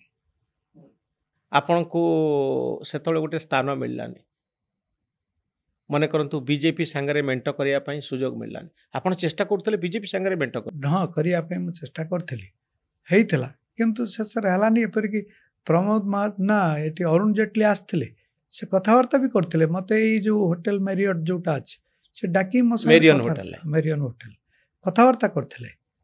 ଆଉ କିନ୍ତୁ ସମୟ ବଡ଼ ବଳବାନ, ମୁଁ ଆପଣଙ୍କୁ କହିଛି ସେ କଥା। ଆପଣ କ'ଣ ଭାବୁଛନ୍ତି ସମୟ ଆପଣଙ୍କ ହାତକୁ ଛାଡ଼ିଦେଲା? ମୋତେ ବର୍ତ୍ତମାନ ଲାଗୁଛି ସମୟ ମୋ ହାତକୁ ଛାଡ଼ି ଦେଇଛି। ଆପଣ ଆନାଲିସିସ୍ କଲେ କ'ଣ ପାଆନ୍ତି ଯେ 9 ମସିହା ପରଠାରୁ କ'ଣ ଘଟିଲା ଆପଣଙ୍କ ଜୀବନରେ? କିଛି ନାହିଁ, ସମୟ ମୁଁ ଆପଣଙ୍କୁ କିଛି ସମୟ ପୂର୍ବରୁ କହିଲି ଯେ ପାଣିରେ ଯେମିତି କାଗଜ ଡଙ୍ଗାଟି ଭାସିଯାଏ ଏବଂ ତାର ନିଜର କିଛି ଶକ୍ତି ନଥାଏ ଦିଗ ନିର୍ଣ୍ଣୟ କରିବା ପାଇଁ, ପାଣିଟା ତାକୁ ଯେଉଁଆଡ଼େ ଭସେଇ ନିଏ ସେ ସେଇଆଡ଼େ ଯାଏ। ମୁଁ ସେଇଭଳି ଭାବରେ ଚାଲିଛି। ଆଉ ତ ଆପଣ ଇଲେକ୍ସନ୍ ଲଢ଼ନ୍ତି ବା ପଇସା ନ ଆଣିଲେ ଇଲେକ୍ସନ୍ ଜିତି ହେବନି, ଏକଥା କ'ଣ ଆପଣ ଜାଣିନାହାନ୍ତି? ଆପଣ କହିବେ ମୁଁ ପାଦରେ ଚାଲି ଚାଲି ବୁଲିବି, ମାଇକ୍ଟେ ଧରି 2 ଜଣଙ୍କୁ ନେଇ ଚାଲିବି, ମୋ ପଛରେ କେହି ଗୁଡ଼ିଏ ସମର୍ଥକ ନଥିବେ, ସମର୍ଥକ ଥିଲେ ତାଙ୍କୁ ପଛରେ ପଇସା ଖର୍ଚ୍ଚ କରିବାକୁ ପଡ଼ିବ। ରାଜନୀତିର ଏଇ ବାସ୍ତବିକ ଦିଗ ଗୁଡ଼ିକୁ ଆପଣ କାହିଁକି ଗୁରୁତ୍ୱ ଦିଅନ୍ତିନି? ନାଇଁ, ସେତେବେଳେ ମୁଁ ଆଉ କ'ଣ କରିଥାନ୍ତି? ଯେତେବେଳେ ମୁଁ ବିଜେପି ଛାଡ଼ିଦେଲି, ଯେତେବେଳେ ମୋ ଘରକୁ ସବୁ ଭାଙ୍ଗି ଦିଆଗଲା। ଆପଣ ଘରକୁ ଭାଙ୍ଗି ଦିଆ? ହଁ, ବିଜେପି ନେତାମାନେ ଭାଙ୍ଗିଦେଲେ? ବିଜେପି ନେତାମାନେ ଭାଙ୍ଗିଦେଲେ। ସ୍ଥାନୀୟ ବିଜେପି ନେତା କାହିଁ ଭାଙ୍ଗିଦେଲେ ଆପଣଙ୍କ ଘର? ଭାଙ୍ଗିଦେଲେ ସେମାନଙ୍କର ସେ କହୁଥିଲେ ଯେ ରାମକୁ ଟିକେଟ୍ ଦିଅ, ମୁଁ ରାଜି ହେଲି। ସାମୁକୁ ଟିକେଟ୍ ଦିଅ, ମୁଁ ରାଜି ହେଲି। ସେଇଥିପାଇଁ ଏମିତି ହେଇଥିଲା। ତେଣୁ ଏବଂ ଯେତେବେଳେ ଏଇଟା ହେଲା, ସେତେବେଳେ ବିଜେପି ତରଫରୁ ମୋତେ କୌଣସି ପ୍ରକାର ଆହା ବୋଲି କୁହାଗଲାନି। ଦଳ ଆପଣଙ୍କୁ ଏକ ଘରିକିଆ କରିଦେଇଥିଲା ଏକ ପ୍ରକାର। କ'ଣ କରିଥାନ୍ତି? ଦଳ ସାଙ୍ଗରେ ଆପଣ କାହିଁକି ରହିପାରନ୍ତିନି? ଅସୁବିଧା କ'ଣ? ନା, ଦଳ ସାଙ୍ଗରେ କ'ଣ ରହିଥାନ୍ତି? ମୁଁ ତ ଦଳ ବିରୁଦ୍ଧରେ କିଛି କରିନି, କିନ୍ତୁ ମୋ ଉପରେ ଯେତେବେଳେ ସେଇ ଦଳର ଲୋକମାନେ ଏଭଳି ବ୍ୟବହାର କରିବେ, ସେତେବେଳେ ଦଳ ମୋତେ ସାହାଯ୍ୟ କରିବନି, ମୁଁ ଆଉ କ'ଣ ଆଶା କରିଥାନ୍ତି? ଦଳ କାହିଁକି ସାହାଯ୍ୟ କରିବନି? ଆପଣ ଏଡ଼େ ବଡ଼ ନେତା, କଲେ ନାହିଁ, କ'ଣ କରିଥାନ୍ତି ସେତେବେଳେ? କାରଣ ସେତିକିବେଳେ ମୁଁ ହାରି ଯାଇଥାନ୍ତେ। ମୁଁ ଆଜି ଯଦି ନବୀନ ବାବୁ ମେଣ୍ଟ ଭାଙ୍ଗି ନଥାନ୍ତେ, ସେ ନିର୍ବାଚନରେ ମୁଁ ହାରି ନଥାନ୍ତି। ସେ ନିର୍ବାଚନରେ ମୁଁ ଯଦି ହାରି ନଥାନ୍ତି, ତାହେଲେ ଯେଉଁମାନେ ମୋ ଘର ଭାଙ୍ଗିଲେ ସେମାନେ ଏଟା କରିବାକୁ ସାହସ କରିନଥାନ୍ତେ। ତେଣୁ ସମୟ ମୋତେ ସେଇଭଳି ଅବସ୍ଥାରେ ପକେଇଛି। ଘର ଭାଙ୍ଗିଲା ପରେ ଆପଣ ଆଉ ତାଙ୍କର କିଛି କରିପାରିଲେନି? କ'ଣ କରିପାରିଥାନ୍ତି? ସେମାନଙ୍କୁ କହିଥିଲି, ସେତେବେଳେ ଏ ବିଶାଳ ଦେବ ଫାଇନାନ୍ସ ସେକ୍ରେଟାରୀ ବୋଧେ ଅଛନ୍ତି, ସେମାନେ ସବୁ କଲେକ୍ଟର ଥିଲେ, ସେମାନେ 6-7 ଦିନ ତାଙ୍କୁ ଜେଲକୁ ପଠାଇଥିଲେ, ବାସ୍ ସେତିକି। ଆଉ କିଛି ହେଇପାରିଲାନି? କାରଣ ଯେଉଁମାନେ ତାଙ୍କୁ ପଠାଇଥିଲେ ସେ ମରିଗଲେଣି। ସେ ତ ନିଜେ ଭାଙ୍ଗି ନଥିଲେ, ସେ ଅନ୍ୟମାନଙ୍କୁ ପଠାଇଥିଲେ। ଆଉ ସେମାନଙ୍କ ଭିତରୁ ମଧ୍ୟ ଗତ ନିର୍ବାଚନରେ ମୋତେ ବି କିଛି ସମର୍ଥନ କରୁଥିଲେ, କିନ୍ତୁ ମୁଁ ତ ଆପଣଙ୍କୁ କହିଛି ଯେ ସୁଅ ମୁହଁରେ ପତ୍ର ଭଳିଆ ମୁଁ ଭାସି ଚାଲିଛି। ବର୍ତ୍ତମାନ ମୋର ଆଉ କିଛି କରିବାର ନାହିଁ। କିନ୍ତୁ ଏଇ ଇଲେକ୍ସନ୍ ପୂର୍ବରୁ ଆପଣଙ୍କ ଭିତରେ ବହୁତ ବଡ଼ କନଫିଡେନ୍ସ ଥିଲା। ତାର କାରଣ ହେଉଛି ମୁଁ ଆଶା କରୁଥିଲି ଯେ ମୁଁ ମନେ ପଡ଼ୁଛି ଆପଣଙ୍କୁ ଥରେ ମୁଁ ପ୍ରଶ୍ନ ପଚାରିଥିଲି, ନବୀନ ବାବୁଙ୍କ ସମୟରେ ଜଣେ କେହି ସାହସର ସହିତ କହିପାରୁନାହାନ୍ତି ଯେ ମୁଁ ମୁଖ୍ୟମନ୍ତ୍ରୀ ହେବା ପାଇଁ ଯୋଗ୍ୟ, ମୁଁ ମୁଖ୍ୟମନ୍ତ୍ରୀ ହେବା ପାଇଁ ଦାବିଦାର। ଗୋଟେ କେଉଁଠି ଏଇ ପ୍ୟାନେଲ ବୋଧେ ଚାଲିଥିଲା, ସେତେବେଳେ ଖାରବେଳକୁ କହୁଥିଲେ ମୁଁ କହୁଛି ମୁଁ ମୁଖ୍ୟମନ୍ତ୍ରୀ ହେବା ପାଇଁ ଯୋଗ୍ୟ, ମୁଁ ସକ୍ଷମ। ଏ କନଫିଡେନ୍ସ ଆପଣଙ୍କ ଭିତରେ ଥିଲା?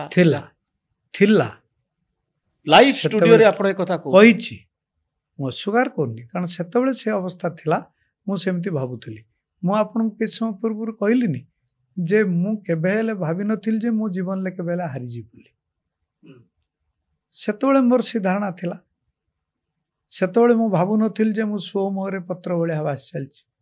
ଭାବୁନଥିଲି ଭାବୁଥିଲେ ସେତେବେଳେ। ଯେ ଜୀବନ ଉପରେ ମୋର କଣ୍ଟ୍ରୋଲ ଅଛି। ଛି, କେବେଠାରୁ ଭାବିଲେ ଯେ ଜୀବନ ଉପରେ ମୋର ଆଉ କଣ୍ଟ୍ରୋଲ ନାହିଁ, ଭାଗ୍ୟ ହାତରେ ମୁଁ ବନ୍ଦୀ? ବନ୍ଦୀ ମୁଁ ଏଇ ନିର୍ବାଚନ ରେ ଯେତେବେଳେ ମୋତେ ଟିକେଟ ମିଳିବାର ଥିଲା କିନ୍ତୁ ମୁଁ ପାଇଲିନି, ସେଇଠୁ ମୋର ଏ ଧାରଣାଟି ସୃଷ୍ଟି ହେଇଛି। ଧାରଣାଟି ସୃଷ୍ଟି ହେଇଛି। ଇଏ ଆପଣଙ୍କୁ ଦୁଃଖ ଦଉଛି ଆଉ ଅସହାୟ କରିଦଉଛି?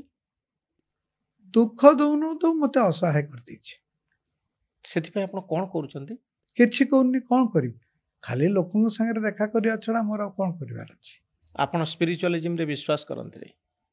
ଆଧ୍ୟାତ୍ମିକତା ବିଶ୍ୱାସ କରେ, କିନ୍ତୁ ରାଜନୈତିକ କ୍ଷେତ୍ରରେ ସ୍ପିରିଚୁଆଲିଜିମ୍ କ'ଣ କାମ କରିବ?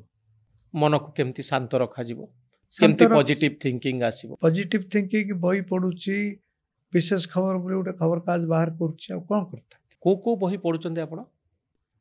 ନାନା ପ୍ରକାର ବହି ପଢୁଛି, ମାନେ ସେମିତି କିଛି ନୁହେଁ ଯେ ନିର୍ଦ୍ଦିଷ୍ଟ ଭାବରେ ଏଇ ବହିଟା ପଢୁଛି। ମୋତେ ଯାହା ମିଳୁଛି ମୁଁ ପଢୁଛି। ଯାହା ମିଳୁଛି ପଢୁଛନ୍ତି। ମେଡିଟେସନରେ ଆପଣଙ୍କ ଭରସା ନାହିଁ? ଧ୍ୟାନରେ? ଧ୍ୟାନରେ ଭରସା ଅଛି, କିନ୍ତୁ ମୋର ଶାରୀରିକ ଅବସ୍ଥା ବହୁତ ଭଲ ନୁହେଁ ବୋଲି ମୋର ଟିକେ କିନ୍ତୁ ମାଇଣ୍ଡଟା ଠିକ ଅଛି ନା? ମନ ଠିକ ଅଛି। ମନ ଯଦି ସ୍ଥିର ଅଛି, ଶାରୀରିକ ଅବସ୍ଥାର କିଛି ନାହିଁ। ମେଡିଟେସନ ପାଇଁ ଶରୀରର କିଛି ଆବଶ୍ୟକତା ନାହିଁ, ମନର ମେଡିଟେସନ ଆବଶ୍ୟକ। ମୁଁ କିଛିଟା କରୁଛି, ମୁଁ ନ କରୁଛି ତା ନୁହେଁ, କରୁଛି।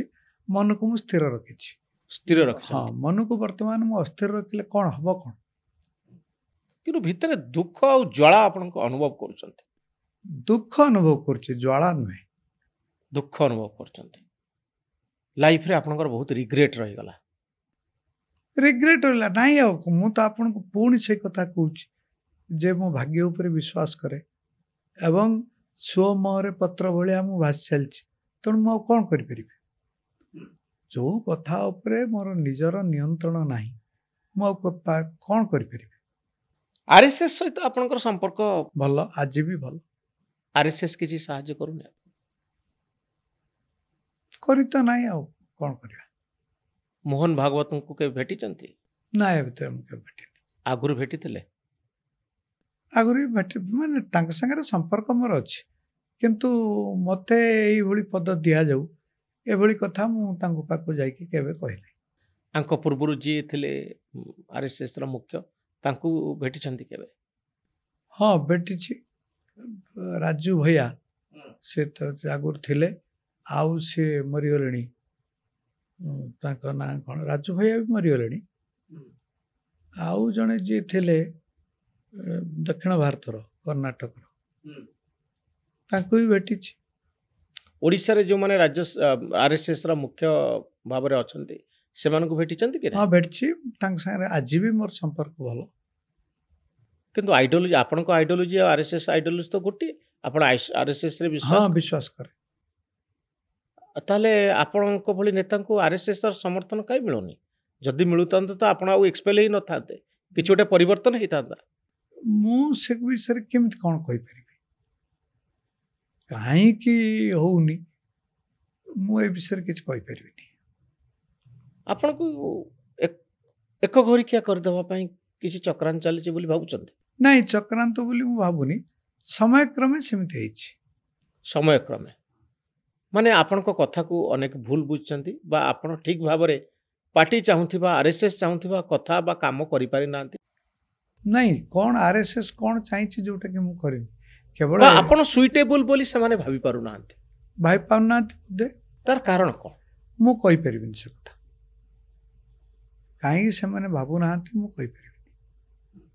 ଆପଣ ଅନୁଧ୍ୟାନ କରୁଥିବେ ନା, ଏତେ ନେତାଙ୍କର ଏତେ ଭାଗ୍ୟୋଦୟ ହେଉଛି, କିନ୍ତୁ ଆପଣଙ୍କ ଭଳି ଜଣେ ଜ୍ଞାନୀ ଗୁଣୀ ବ୍ୟକ୍ତି, ଯିଏ ଭଲ କହିପାରନ୍ତି, ଯାହାଙ୍କ ଭିତରେ ଅସୀମ ଧୈର୍ଯ୍ୟ ଅଛି, ଯିଏ ଏକା ଏକା ବିନା ସମର୍ଥକ କର୍ମୀଙ୍କର ସାହାଯ୍ୟ ନ ନେଇ ଏକା ଏକା ପ୍ରଚାର କରିପାରେ, ବୁଲିପାରେ, ଗାଁ ଗାଁ ଯାଇପାରେ, ଲୋକଙ୍କ ସହିତ କନେକ୍ଟ ହେଇପାରନ୍ତି, ଏତେ ସବୁ ଭଲ ଗୁଣ ଯାହା ନେତାଙ୍କ ପାଇଁ ଆବଶ୍ୟକତା ରହିଛି, ବିନା ଦୁର୍ନୀତିରେ କାହାଠାରୁ ଟଙ୍କା ନ ନେଇ ଗୋଟେ ସ୍ୱଚ୍ଛ ଚେହେରା ନେଇ ରାଜନୀତିରେ ବଞ୍ଚିବା, ଆଉ ତିନି ଥର MP ବନିବା, ଏସବୁ ସତ୍ତ୍ୱେ ଜଣେ ନେତା ହେବା ପାଇଁ ଆରଏସଏସ୍ ତ ଇଏ ଚାହେଁ ଯେ ତାଙ୍କର ଯେଉଁମାନେ ପ୍ରଚାରକ ଅଛନ୍ତି, ଯେଉଁମାନଙ୍କର ଆସକ୍ତି ନାହିଁ, ଯେଉଁମାନେ ଦୁର୍ନୀତି କରନ୍ତି ନାହିଁ, ଲାଞ୍ଚ ନିଅନ୍ତି ନାହିଁ, ସେଇମାନଙ୍କୁ ଉପରକୁ ଉଠେଇବା, ନେତା ବନେଇବା ତ ଆରଏସଏସ୍ର କାମ।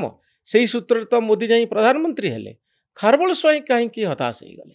ମୁଁ କେମିତି ତାର ଉତ୍ତର ଦେବି କାହିଁକି ସେଟା ହଉନି ମୁଁ କିଛି କହିପାରିବିନି। ମୁଁ କେବଳ ଏତିକି କହିବାକୁ ଚାହୁଁଛି ଯେ ମୁଁ ନିର୍ବାଚନରେ ହାରିଗଲି ଆଉ ତାପରେ ମୋତେ ଟିକେଟ୍ ମିଳିଲା ନାହିଁ, ତେଣୁ ମୁଁ ଅତ୍ୟନ୍ତ ଦୁଃଖରେ ଅଛି, ଏଟା ସତ। ତ ଇଲେକ୍ସନ ବେଳେ ଆପଣ କିଛି କାହାର ପଇସା ଟଙ୍କାଟିଏ ନିଅନ୍ତିନି? ନା। ଖର୍ଚ୍ଚ କେମିତି କରନ୍ତି ଇଲେକ୍ସନ? ଏଇ ଯେଉଁ ନିର୍ବାଚନ ଗଲା ଏଥିରେ ମୋର ଭାଇ ଏବଂ ମୋର ଅନ୍ୟାନ୍ୟ ସମ୍ପର୍କୀୟ ମାନେ ମୋତେ ସବୁ 4-5 ଲକ୍ଷ ଟଙ୍କା ଦେଇଥିଲେ। ମୁଁ ସେତିକିରେ ମାତ୍ର ଚାରିଆଡ଼େ 5 ଲକ୍ଷ ଟଙ୍କାରେ ଇଲେକ୍ସନ ମାତ୍ର ଇଲେକ୍ସନ ଲଢ଼ୁଥିଲି। ଆଉ ଆପଣ ଭାବୁଥିଲେ ଆପଣ ହଁ ମୁଁ ଜିତିଯିବେ? ଭାବୁଥିଲି ଯେ ତାର ଲୋକମାନେ 5 ଲକ୍ଷ ଟଙ୍କାରେ ନା ନା ଲକ୍ଷ ଟଙ୍କା ନୁହେଁ, ମୁଁ ଭାବିଥିଲି ଯେହେତୁ ଏତେ କାମ ସେମାନଙ୍କ ପାଇଁ କରିଛି, ବହି ନେଇକି ପ୍ରତ୍ୟେକ ମିଟିଂରେ କହୁଥିଲି ଯେ ଏଇ କାମ ମୁଁ କରିଛି, ଏଇ କାମ ମୁଁ କରିଛି, ତେଣୁ ମୁଁ ଭାବୁଥିଲି ଯେ ବୋଧେ ସେମାନେ ମୋତେ ଭୋଟ ଦେବେ। କିନ୍ତୁ ସେମାନେ ଭାବିଲେ ଇଏ ଟିକେଟ୍ ପାଇନି ତେଣୁ ଏକୁ ଦେଇକି କିଛି ଲାଭ ନାହିଁ, ତେଣୁ ଦେଲେନି। ଲୋକ ଦେଲେନି ଭୋଟ। ତା ପୂର୍ବରୁ ଯେତେ ଇଲେକ୍ସନ ଜିତିଛନ୍ତି ଆପଣ କାହାଠୁ ଟଙ୍କା ନେଇନାହାନ୍ତି? ନା, ପାର୍ଟି ଯେତିକି ଦିଏ। ପାର୍ଟି ଯେତିକି ଦିଏ, ଆଉ କାହାଠାରୁ ଚାନ୍ଦା ନିଅନ୍ତି? ଗୋଟିଏ ପଇସା। ବେଳେବେଳେ କିଛି ସଂସ୍ଥା ମୋତେ କିଛି କିଛି ପଇସା ଦେଇଛନ୍ତି, କିନ୍ତୁ ସେ ଆପେ ଆପେ ଦିଅନ୍ତି, ମୁଁ ମାଗିନି କାହାରିକି। କାହାକୁ ମାଗନ୍ତି? ନା, ଯେତିକି ପଇସା ମୁଁ ଯେତେ ଥର ଜିତିଛି ପାର୍ଟି ଯେତିକି ଦେଇଛି ସେଇ ପଇସାରେ ହିଁ ମୁଁ ଜିତିଛି, ଟଙ୍କା କାହାଠାରୁ ନେଇନାହାନ୍ତି? ନା। ଆଉ ଆପଣ ବହୁ ସମୟରେ ଆମ ଶୋରେ ସବୁ କହିଛନ୍ତି ଟିଭିରେ ଯେ ମୁଁ ହେଉଛି ମଡେଲ ଯେ ବିନା ଦୁର୍ନୀତି କରି ଇଲେକ୍ସନ ଜିତିପାରେ। ସେତେବେଳେ ମୁଁ ଜିତୁଥିଲି, କିନ୍ତୁ ପରବର୍ତ୍ତୀ କାଳରେ ଯେଉଁ ନବୀନ ବାବୁ ଯେଉଁ ମେଣ୍ଟଟି ଭାଙ୍ଗିଦେଲେ ଏବଂ ଅଳ୍ପ ଭୋଟ ପାଇ ମଧ୍ୟ ଶ୍ରୀକାନ୍ତ ଜେନା କଂଗ୍ରେସରୁ ଜିତିଗଲେ, ସେଇ ହେଉଛି ମୋର ପତନର ଆରମ୍ଭ। ସେଇଥିପାଇଁ ଆପଣଙ୍କର ନବୀନ ବାବୁଙ୍କ ଉପରେ ବହୁତ ରାଗ? ସେଇଥିପାଇଁ ନୁହେଁ, କାରଣ ମୁଁ ରାଗି ଯାଇକି ଖାଲି କହିଦେଲେ ହବନି। ନବୀନ ବାବୁଙ୍କର ସେମିତି କିଛି ଯୋଗ୍ୟତା ନାହିଁ, କାରଣ ସେତେବେଳେ ବି ସିଏ ଗୋଟେ ବଡ଼ ଯୋଗ୍ୟ ଲୋକ ବୋଲି ମୁଁ ଭାବୁନଥିଲି। କିନ୍ତୁ ସେତେବେଳେ ବାଜପେୟୀ ଚାହୁଁଥିଲେ ଯେ ବିଜୁ ପଟ୍ଟନାୟକଙ୍କ ନାଁରେ ଯେଉଁ ଭୋଟଟା ଅଛି ସିଏ ଯଦି ବିଜେପିର ଭୋଟ ସାଙ୍ଗରେ ମିଶିଯିବ ତାହେଲେ କଂଗ୍ରେସକୁ ଆମେ ହରାଇ ଦେଇପାରିବୁ। ଆମେ ସେଇଥିପାଇଁ ଲାଗିଥିଲୁ। ବାଜପେୟୀ କଥା କହୁଥିଲେ, ଆମେ ବି ଭାବୁଥିଲୁ ଏଇଟା ସତ ଏବଂ ତା ହିଁ ହେଲା ଯେ ଆମେ ବି ପ୍ରଥମେ ଜିତିଲୁ, କିନ୍ତୁ ପରେ ହଠାତ୍ ପ୍ୟାରୀବାବୁ କ'ଣ କହିଲେ ସେଥିପାଇଁ ମେଣ୍ଟ ଭାଙ୍ଗି ଦିଆଗଲା, ସରିଗଲା। ତାପରେ ମୁଁ ତ କହିଲି ନା, ମୁଁ ସୁଅ ମୁହଁରେ ପତ୍ର ଭଳିଆ ବର୍ତ୍ତମାନ ଭାସୁଛି। ନବୀନ ବାବୁଙ୍କ ଉପରେ ଆପଣଙ୍କର ଏତେ ରାଗ କାହିଁକି? ନେତାମାନେ ଭୁଲ କରନ୍ତି, ନେତାମାନେ ନିଜ ଆଇଡିଓଲୋଜିରେ ଚାଲନ୍ତି, ନିଜର କାମ କରନ୍ତି। କୌଣସି କଥା ପୃଥିବୀରେ ଭୁଲ ନୁହେଁ କି କୌଣସି କଥା ଠିକ ନୁହେଁ। ସମୟ ଅନୁସାରେ ଲୋକ ଗୋଟିଏ କଥାକୁ ଗ୍ରହଣ କରନ୍ତି, ଗୋଟିଏ କଥାକୁ ଛାଡ଼ନ୍ତି। ଯେମିତି ବିଜେଡ଼ିକୁ 24 ବର୍ଷ ଧରି ଭୋଟ ଦେଉଥିଲେ, 24 ବର୍ଷ ପରେ ବିଜେପିକୁ ଭୋଟ ଦେଲେ, ଇଏ ଗୋଟିଏ ପ୍ରକ୍ରିୟା। କିନ୍ତୁ ବ୍ୟକ୍ତିଗତ ଭାବରେ ମୋତେ ଲାଗେ ଯେ ଆପଣ ନବୀନ ବାବୁଙ୍କୁ ଭାରି ରାଗନ୍ତି, ତାଙ୍କ ଉପରେ ଭାରି ରାଗନ୍ତି। ଏହାର କାରଣ କ'ଣ? ତାର କାରଣ ହେଉଛି, ପୁଣି ମୁଁ କହୁଛି ଯେ ନବୀନ ବାବୁ ଜଣେ ବିଶ୍ୱାସଘାତକ ଲୋକ। କାରଣ 2009ରେ ବିଜେପି ଏମିତି କିଛି କରିନଥିଲା ଯାହାଫଳରେ କି ନବୀନ ବାବୁ ମେଣ୍ଟ ଭାଙ୍ଗିଦେଲେ। ବିଜେପି ତା ନିଜ ସାହସ ଆଉ ଶକ୍ତିରେ ଲଢ଼ିବା କଥା ନା, ଲଢ଼ିଲା କିନ୍ତୁ ଆପଣ ଭାବୁଥିଲେ ଯେ ନବୀନ ବାବୁଙ୍କ ଚାହିଁଲେ ଆମେ ବିଜେପି ଜିତିବ, ଏଇଟା ଗୋଟେ ଭୁଲ? ନାଇଁ, ସିଏ ନବୀନ ବାବୁ ମେଣ୍ଟ ଭାଙ୍ଗିଲେ ସେଇଟା ବଡ଼ କଥା ନୁହେଁ। ଯୋଉ ସମୟରେ ଭାଙ୍ଗିଲେ ଆପଣ ମନେ କରନ୍ତୁ ନବୀନ ବାବୁ ଟିକେ ଶୁଣନ୍ତୁ, ଯେ ମାତ୍ର ନିର୍ବାଚନ 3 ମାସ ଅଛି, ସେଟାକୁ ସେ ବର୍ଷକ ପୂର୍ବରୁ ଭାଙ୍ଗିଲେନି। ବିଜେପି କୁ ସାହାଯ୍ୟ କରିବା ପାଇଁ ବିଜେଡି କାହିଁ ଚାହିଁବ? ନା ଚାହିଁବନି, ଆମେ କେମିତି ଜାଣିବୁ? ଶେଷ ମୁହୂର୍ତ୍ତ ପର୍ଯ୍ୟନ୍ତ ସେତେବେଳେ ଆପଣଙ୍କ ନେତା ମାନେ କରୁଥିଲେ କ'ଣ? ଆପଣଙ୍କ ସଂଗଠନ କୋଉଠି ଥିଲା? ଭୁଲ ଥିଲା। କିଛି ନେତା ମନ୍ତ୍ରୀ ହେଇଥିଲେ, ଭୁଲ ଥିଲା। ବାକି ନେତା ମାନେ ସବୁ ପାୱାର। ହଁ, ଭୁଲ ଥିଲା। କିନ୍ତୁ କାରଣ ଯେତେବେଳେ ଆମେ ଯାଇକି କହିଲୁ ଯେ ପ୍ୟାରୀବାବୁ ଏବଂ ନବୀନ ବାବୁ କହୁଛନ୍ତି ଯେ ସେମାନେ ଏକୁଟିଆ ଜିତିପାରିବେ, ତାକୁ ବାଜପେୟୀ ବି ବିଶ୍ୱାସ କଲେନି, ଆଡ଼ଭାନୀ ବି ବିଶ୍ୱାସ କରୁନଥିଲେ। ସେ ଭାବୁଥିଲେ ଯେ କିଛି MLA ସିଟ୍ ଅଧିକା ପାଇଁ ସେ ଏଭଳି କଥା କହୁଛନ୍ତି, ତେଣୁ ନବୀନ ବାବୁଙ୍କୁ କିଛି MLA ସିଟ୍ ଅଧିକା ଦେଇଦେଲେ ସେ ଖୁସି ହେଇଯିବେ। କିନ୍ତୁ ସେତେବେଳକୁ ନବୀନ ବାବୁ ସ୍ଥିର କରିସାରିଥିଲେ ଯେ ସେ ମେଣ୍ଟକୁ ଭାଙ୍ଗିଦେବେ। ମେଣ୍ଟ ନ ଭାଙ୍ଗନ୍ତୁ ବୋଲି ତ ଚନ୍ଦନ ମିତ୍ର ବହୁତ ଚେଷ୍ଟା କରୁଥିଲେ। ସେ ମରିଗଲେଣି, ସେ ଆସିକି ବହୁତ ଚେଷ୍ଟା କରିଛନ୍ତି। କ'ଣ ସବୁ ଚେଷ୍ଟା ହେଇଥିଲା? ସେ ନିଜେ ଯାଇକି ତାଙ୍କୁ ଦେଖା କରିଥିଲେ, କାରଣ ସିଏ ହେଉଛନ୍ତି ତାଙ୍କ କ୍ଲାସମେଟ୍। ଆମେ ବାହାରେ ଅପେକ୍ଷା କରିକି ବସିଥିଲୁ ସେ ତାଙ୍କ ଘରେ ଯାଇକି ତାଙ୍କ ସାଙ୍ଗରେ କଥାବାର୍ତ୍ତା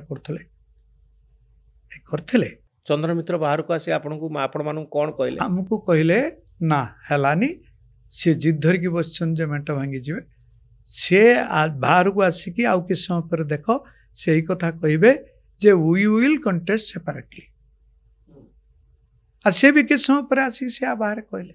ହଁ, କାହିଁକି ଭାଙ୍ଗିଲେ ବୋଲି ଆପଣ ଭାବୁଛନ୍ତି? ଭାଙ୍ଗିଲେ କାରଣ ତାଙ୍କୁ ପ୍ୟାରୀବାବୁ ବୁଝେଇଦେଲେ, ଏବଂ ପ୍ୟାରୀବାବୁ ବୁଝେଇଦେଲେ ବୋଲି ନୁହେଁ, ତାଙ୍କର ଧାରଣା ହେଲା ମୁଁ ଏକୁଟିଆ ସବୁ କ୍ଷମତାକୁ ଦଖଲ କରିବି। କାହିଁକି ବିଜେପିକୁ କିଛି ଏଥିରେ କ'ଣ ଭୁଲ ଅଛି? ନା ଭୁଲ ନାହିଁ। ବିଜେପିକୁ ନେଇକରି କାହିଁକି ଭୁଲର କଥା ମୁଁ କହୁନି। ସେଇ ଯୋଉଭଳି ଭାବରେ ସେ ମାତ୍ର ନିର୍ବାଚନର 3 ମାସ ପୂର୍ବରୁ କଲେ ସେଇଟାକୁ ଆମକୁ ବାଧୁଛି। ସେଇଟା ଆଦି ସେ ନ କରିକି ବର୍ଷକ ପୂର୍ବରୁ ଏଇଥିପାଇଁ ବାଧୁଛି ଯେ ଆପଣ ପ୍ରସ୍ତୁତ ନଥିଲେ। ନା, କିନ୍ତୁ ଗୋଟେ ରାଜନୈତିକ ଦଳର ଧର୍ମ କ'ଣ? ସବୁବେଳେ ପ୍ରସ୍ତୁତ ରହିବା। ଧର୍ମ ନା ପ୍ରସ୍ତୁତ। ବିଜେପି ଗୋଟିଏ ଅଲଗା ପାର୍ଟି, ବିଜେଡି ଗୋଟିଏ ଅଲଗା ପାର୍ଟି। ନାଇଁ ଅଲଗା ପାର୍ଟି ନୁହେଁ। କାରଣ ବିଜୁ ଜନତା ଦଳକୁ ତ ଭାରତୀୟ ଜନତା ପାର୍ଟି ତିଆରି କରିଥିଲା ନା। ନବୀନ ବାବୁ କ'ଣ ନିଜେ ଆସିଥିଲେ? ସେ ପରା ଯାଇକି ତାଙ୍କ ନିଜ ଦଳ ଭିତରେ ଯେଉଁମାନେ ଥିଲେ ତାଙ୍କର ନେତୃତ୍ୱ କିଏ ନେବ ସେଟା ସ୍ଥିର ହେଇପାରିଲାନି ବୋଲି ସେମାନେ ବିଜୁ ପଟ୍ଟନାୟକଙ୍କ ସ୍ତ୍ରୀ ଜ୍ଞାନ ପଟ୍ଟନାୟକଙ୍କ ପାଖକୁ ଗଲେ। ଦିଲ୍ଲୀ ଯାଇକି ତାଙ୍କୁ କହିଲେ ଯେ ଆପଣଙ୍କର ଗୋଟେ ପୁଅକୁ ଦିଅନ୍ତୁ। ପୁଅମାନେ ସେ ଚାହୁଁଥିଲେ ପ୍ରେମ ପଟ୍ଟନାୟକଙ୍କୁ ଆଣିବା ପାଇଁ, କିନ୍ତୁ ଜ୍ଞାନ ପଟ୍ଟନାୟକ କହିଲେ ସିଏ ତ ମୋର ରୋଜଗାରିଆ ପୁଅ, ସେ ପଇସା ରୋଜଗାର କରୁଛି ବୋଲି ଘର ଚଳୁଛି, ବରଂ ଏଇଟା କିଛି କହୁନି, ଏକୁ ନେଇଯାଅ, ଏ ପପୁକୁ ନେଇଯାଅ। ପପୁ ବୋଲି ତାଙ୍କର ନବୀନ ବାବୁଙ୍କ ଡାକ ନାଁ ହେଉଛି ପପୁ। ପପୁକୁ ନେଇଯାଅ ବୋଲି କହିଲେ। ସେଥିପାଇଁ ସେ ଏମାନେ ତାଙ୍କୁ ଆଣିଲେ। ଭାଗ୍ୟ ନବୀନ ବାବୁଙ୍କୁ ମୁଖ୍ୟମନ୍ତ୍ରୀ କରିଥିଲା ଆଉ ରାଜନୀତିକୁ ଆଣିଥିଲା। ତାଙ୍କର କିଛି କଣ୍ଟ୍ରିବ୍ୟୁସନ? ତାଙ୍କର କିଛି କଣ୍ଟ୍ରିବ୍ୟୁସନ। ଲୋକ ଏତେ ଭଲ ପାଉଛନ୍ତି ଭାଗ୍ୟ ଯୋଗୁଁ ନା।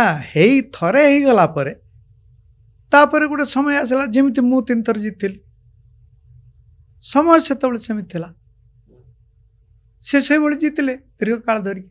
ଆଉ ସେତେବେଳେ ଭାରତୀୟ ଜନତା ପାର୍ଟି ସେମିତି କିଛି କରିପାରିଲା ନାହିଁ। ଆପଣ ଭାବୁଛନ୍ତି ନବୀନ ବାବୁ ସେଇ କଥାକୁ ମନେ ରଖିଥାନ୍ତେ ଆଉ ସବୁଦିନ ପାଇଁ ବିଜେପି ମେଣ୍ଟ ହୋଇ ରହିଥାନ୍ତା? ନା, ମୁଁ ସେ କଥା କହୁନି। ମୁଁ କହୁଛି ଯେ ସିଏ ଯଦି ବର୍ଷକ ପୂର୍ବରୁ ଏଇଭଳି ମେଣ୍ଟକୁ ଭାଙ୍ଗି ଦେଇଥାନ୍ତେ ତାହେଲେ ଆମେ ଚେଷ୍ଟା କରିଥାନ୍ତୁ। ତାପରେ ଯଦି ଆମେ ଜିତି ପାରିନଥାନ୍ତୁ ତାହେଲେ ଆମର ଦୁଃଖ ନଥିଲା। କିନ୍ତୁ ଯୋଉ ହଠାତ୍ ନବୀନ ବାବୁଙ୍କ ଦୟାରେ ବିଜେପି କାହିଁ ଚାଲିଥାନ୍ତା? ନା, ଆପଣ ଦୟାକରି ମେଣ୍ଟକୁ ରଖନ୍ତୁ, ଆପଣ ଭାଙ୍ଗିଦେଲେ ଆମେ ରହିବୁ। ସେ ଜାଣିଲେ ଯେ ଆପଣ ମାନେ ଦୁର୍ବଳ ହେଇଗଲେଣି। ଦୁର୍ବଳ ଲୋକକୁ ସାଙ୍ଗରେ ନେବା ପାଇଁ କିଏ ଚାହିଁବ? ନା, ମୁଁ ନାଇଁ ଆମେ ଦୁର୍ବଳ ନୁହଁ। କିନ୍ତୁ ସେଇ 2009 ମସିହା କଥା ଭାବନ୍ତୁ। ଆପଣଙ୍କର ସଂଗଠନ ନଥିଲା। ସେ ଜାଣିଥିଲେ ଯେ ବିଜେପିର କୌଣସି ପ୍ରକାର ଶକ୍ତି ନାହିଁ ଆଉ ସାମର୍ଥ୍ୟ ଯୋଗାଇବା ପାଇଁ ବିଜେଡି ନିଜ ଗୋଡ଼ରେ ଠିଆ ହେଇପାରିବ। ଏମାନଙ୍କର ଭିତରେ ସେଭଳି ନେତୃତ୍ୱର ସଙ୍କଟ ଅଛି। ସେଟା ସେ ପରେ ଜାଣିଲେ, କିନ୍ତୁ ସେଟା ସେ ଜାଣିଲେନି ଯେତେବେଳେ 150 କୋଟି ଟଙ୍କା ବାଜପେୟୀ ଦେଲେ ବୋଲି ବିଜୁ ଜନତା ଦଳ ତିଆରି ହେଲା। ସେତିକିବେଳେ ସେ କଥାଟା ଭାବିଲେନି। 150 କୋଟି ବାଜପେୟୀ କେମିତି ଦେଇଥିଲେ? ଆପଣ ଦେଇଥିଲେ? ମୁଁ ଜାଣିଛି ଭଲ ଭାବରେ। ନହେଲେ ସେ ଦଳ ତିଆରି ହେଲା କାହିଁକି? ପଇସା ଦଉଥିଲେ ମୁଁ ତ ଆପଣଙ୍କୁ ଆଗରୁ କହିଲି ନା। କାରଣ ବାଜପେୟୀ ଚାହୁଁଥିଲେ ବିଜୁ ପଟ୍ଟନାୟକଙ୍କ ନାଁରେ ଯେଉଁ ଭୋଟଟା ଅଛି ସେ ଭୋଟଟା ସାଙ୍ଗରେ ଯଦି ବିଜେପିର ଭୋଟ ମିଳିବ ତାହେଲେ କଂଗ୍ରେସ ହାରିବ। କାରଣ ସେତେବେଳେ ମୂଳ ଲକ୍ଷ୍ୟ ଥିଲା କଂଗ୍ରେସକୁ ହରାଇବା। ସେତେବେଳେ ବିଜେଡି ଭିତରେ ଲଢ଼େଇ ହେବା ସେଇଟା ଲକ୍ଷ୍ୟ ନଥିଲା। ତ ଖାରବେଳ ବାବୁ, ଆପଣ କହୁଛନ୍ତି ଯେ ବିଜେପିର ପଇସାରେ ବିଜେଡି ତିଆରି ହେଇଛି? ପ୍ରଥମେ ତିଆରି ହେଇଥିଲା। ତ ଆପଣ ବିଜୟ ମହାପାତ୍ରଙ୍କୁ ପଚାରନ୍ତୁ, ସେ କହିବେ 150 କୋଟି ଟଙ୍କା ଆମେ ପାଇଥିଲୁ। ସେଇ କହିବାରୁ ଆମେ ଜାଣିଲୁ ଏକଥା। ବିଜୟ ମହାପାତ୍ର କହୁଛନ୍ତି? ହଁ, କହିଥିଲେ ଯେ ବାଜପେୟୀ 150 କୋଟି ଟଙ୍କା ଦେବାରୁ ଯାଇକି ସେ ଦଳ ତିଆରି ହେଲା। ନହେଲେ ଗୋଟେ ଦଳ ଫେର ତିଆରି କରିବା ପାଇଁ କିଛି ଅର୍ଥର ତ ଆବଶ୍ୟକତା ଅଛି। ବିଜେଡି ପାଖରେ ବିଜେଡି ଦଳ ତ ନଥିଲା, ନବୀନ ବାବୁ ନିଜେ ନଥିଲେ। ସିଏ ଗୋଟେ ଭାଗ୍ୟକ୍ରମେ ସେ କେମିତି ବିଜେଡିକୁ ଆସିଲେ ଆଉ ବିଜେଡିର ନେତା ହେଲେ। ଖାରବେଳ ବାବୁ, ନବୀନ ବାବୁଙ୍କୁ ଲାଷ୍ଟ ଟାଇମ୍ ଆପଣ କେବେ ଭେଟିଥିଲେ?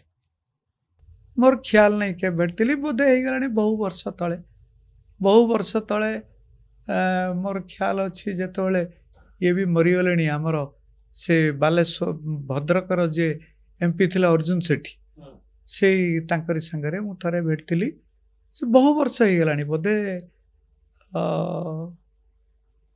केबे हबो 15-20 वर्ष तले भेटली। तो मुख्यमंत्री दफ्तर सहित आप एमपी थिला बेले भी कौन संपर्क में नथिले आप सेमती किसी नाला जो विजय पट्टनायक चीफ सेक्रेटरी थे प्रिंसिपल सेक्रेटरी तो सीएम थे मुझे नवीन बाबू पाखु सी मो क्लासमेट से बेले मु नवीन बाबू पाखु गोटे दुईटा काम केमी जाइए काम हो जाऊला सेमती किसी नुहे कम सेमती किसी है ना नुहे किंतु मु निजर व्यक्तिगत चेष्टार मो काम कर मोर तो सेमती किसी नाला पैसा दियो कर यही लोक को यही कामटा कर दियो कि ये पैसा किसी दियो यही स्कूलटा कि यही कॉलेजटा कि यही रास्ता यही तो कथा आ तो किसी नाला व्यक्तिगत भाव में मुझे केवे पैसा मागिया जाइनी केवे मागिना ना तो आप मोर आवश्यकता नाला कारण मु एमपी हिसाब से जी दरमा पाऊली चली जाऊे आज जदि मात्र 35,000 टंकार मु चलुची एबे 35,000 टंकार आप चलुचन अच्छा आ कौन करी मो पाखे पैसा कहीं एमपी पेंशन 35,000 मत मिलूँ 35,000 एमपी पेंशन हूँ 25,000 मु 10 वर्ष रु अधिक एमपी थी हेतु एमपी 25,000 पेंशन सांगरे प्रत्येक अधिक 5 वर्ष रु अधिक वर्ष 2,000 टंका पेंशन दि जाए तेणु से 10,000 मिले तेणु 25-10 35,000 टंका मत मिले से आप खर्च आ कौन करी आ विशेष खबर जो कागजटा बाहर करुँच विज्ञापन किसी पैसा मिले कि मोर खर्च बहुत कारण मोर गोटे एस्टाब्लिशमेंट बालेश्वर गोटे एस्टाब्लिशमेंट भुवनेश्वर खबर एडवर्टाइजमेंट रे चलुची हे पारुची हां किछटा होची ना हाथुरु आपण पैसा खर्च कर नहीं आगुर करूली एबे हाथुरु किछि होची मोर सब पेंशन तो सही बाटे जाए एडवर्टाइजमेंट केते पावंती आपण विशेष खबर बोली गोटे छोट पेपर रे मु लक्ष टंका रु अधिक पाए से मासु सेतिकरे हे जाए बस सेति हैंड टू माउथ खरळ वो एबे जदि जने कि प्रश्न पचारिबो आपनको आपण तो बहु पुराना वीडियो आपणकर मिलूची इंटरनेट रे यूट्यूब रे जो थे आपण कहउचंती साधुथार सहित इलेक्शन लड़ी हम बिना टंकार इलेक्शन लड़ी हम मु होउची तार प्रमाण आपण कौन से एडवाइस देबे जे नेता जदि आपन की पचरंती जे बिना टंकार इलेक्शन लड़ी हम बिना लांचरे इलेक्शन लड़ी हम आज दिन से मत आपणकर अछि ना आपण मत चेंज कर मु गोटे कथा कहउची गोटे दलर समर्थन मध्य रहबा उचित नहीं रही पारे दलर समर्थन न थाई कि जड़े लोक एकुटिया स्वाधीन प्रार्थी है कि पैसा जोगाड़ करके निर्वाचन जीति पार मु कहीं सेमती भावुनी टे कष्ट नहीं पार्टी रे रहिले भी का ठारू लांच न नहीं ना लांच न नहीं मु होची तार प्रमाण जे कि पार्टी जति पैसा दिए सेति की खर्च करके मध्य निर्वाचन नहीं वास्तविकता अलगा कि नुहे वर्तमान समय बदली गलानी कि ना किछि बदली नाही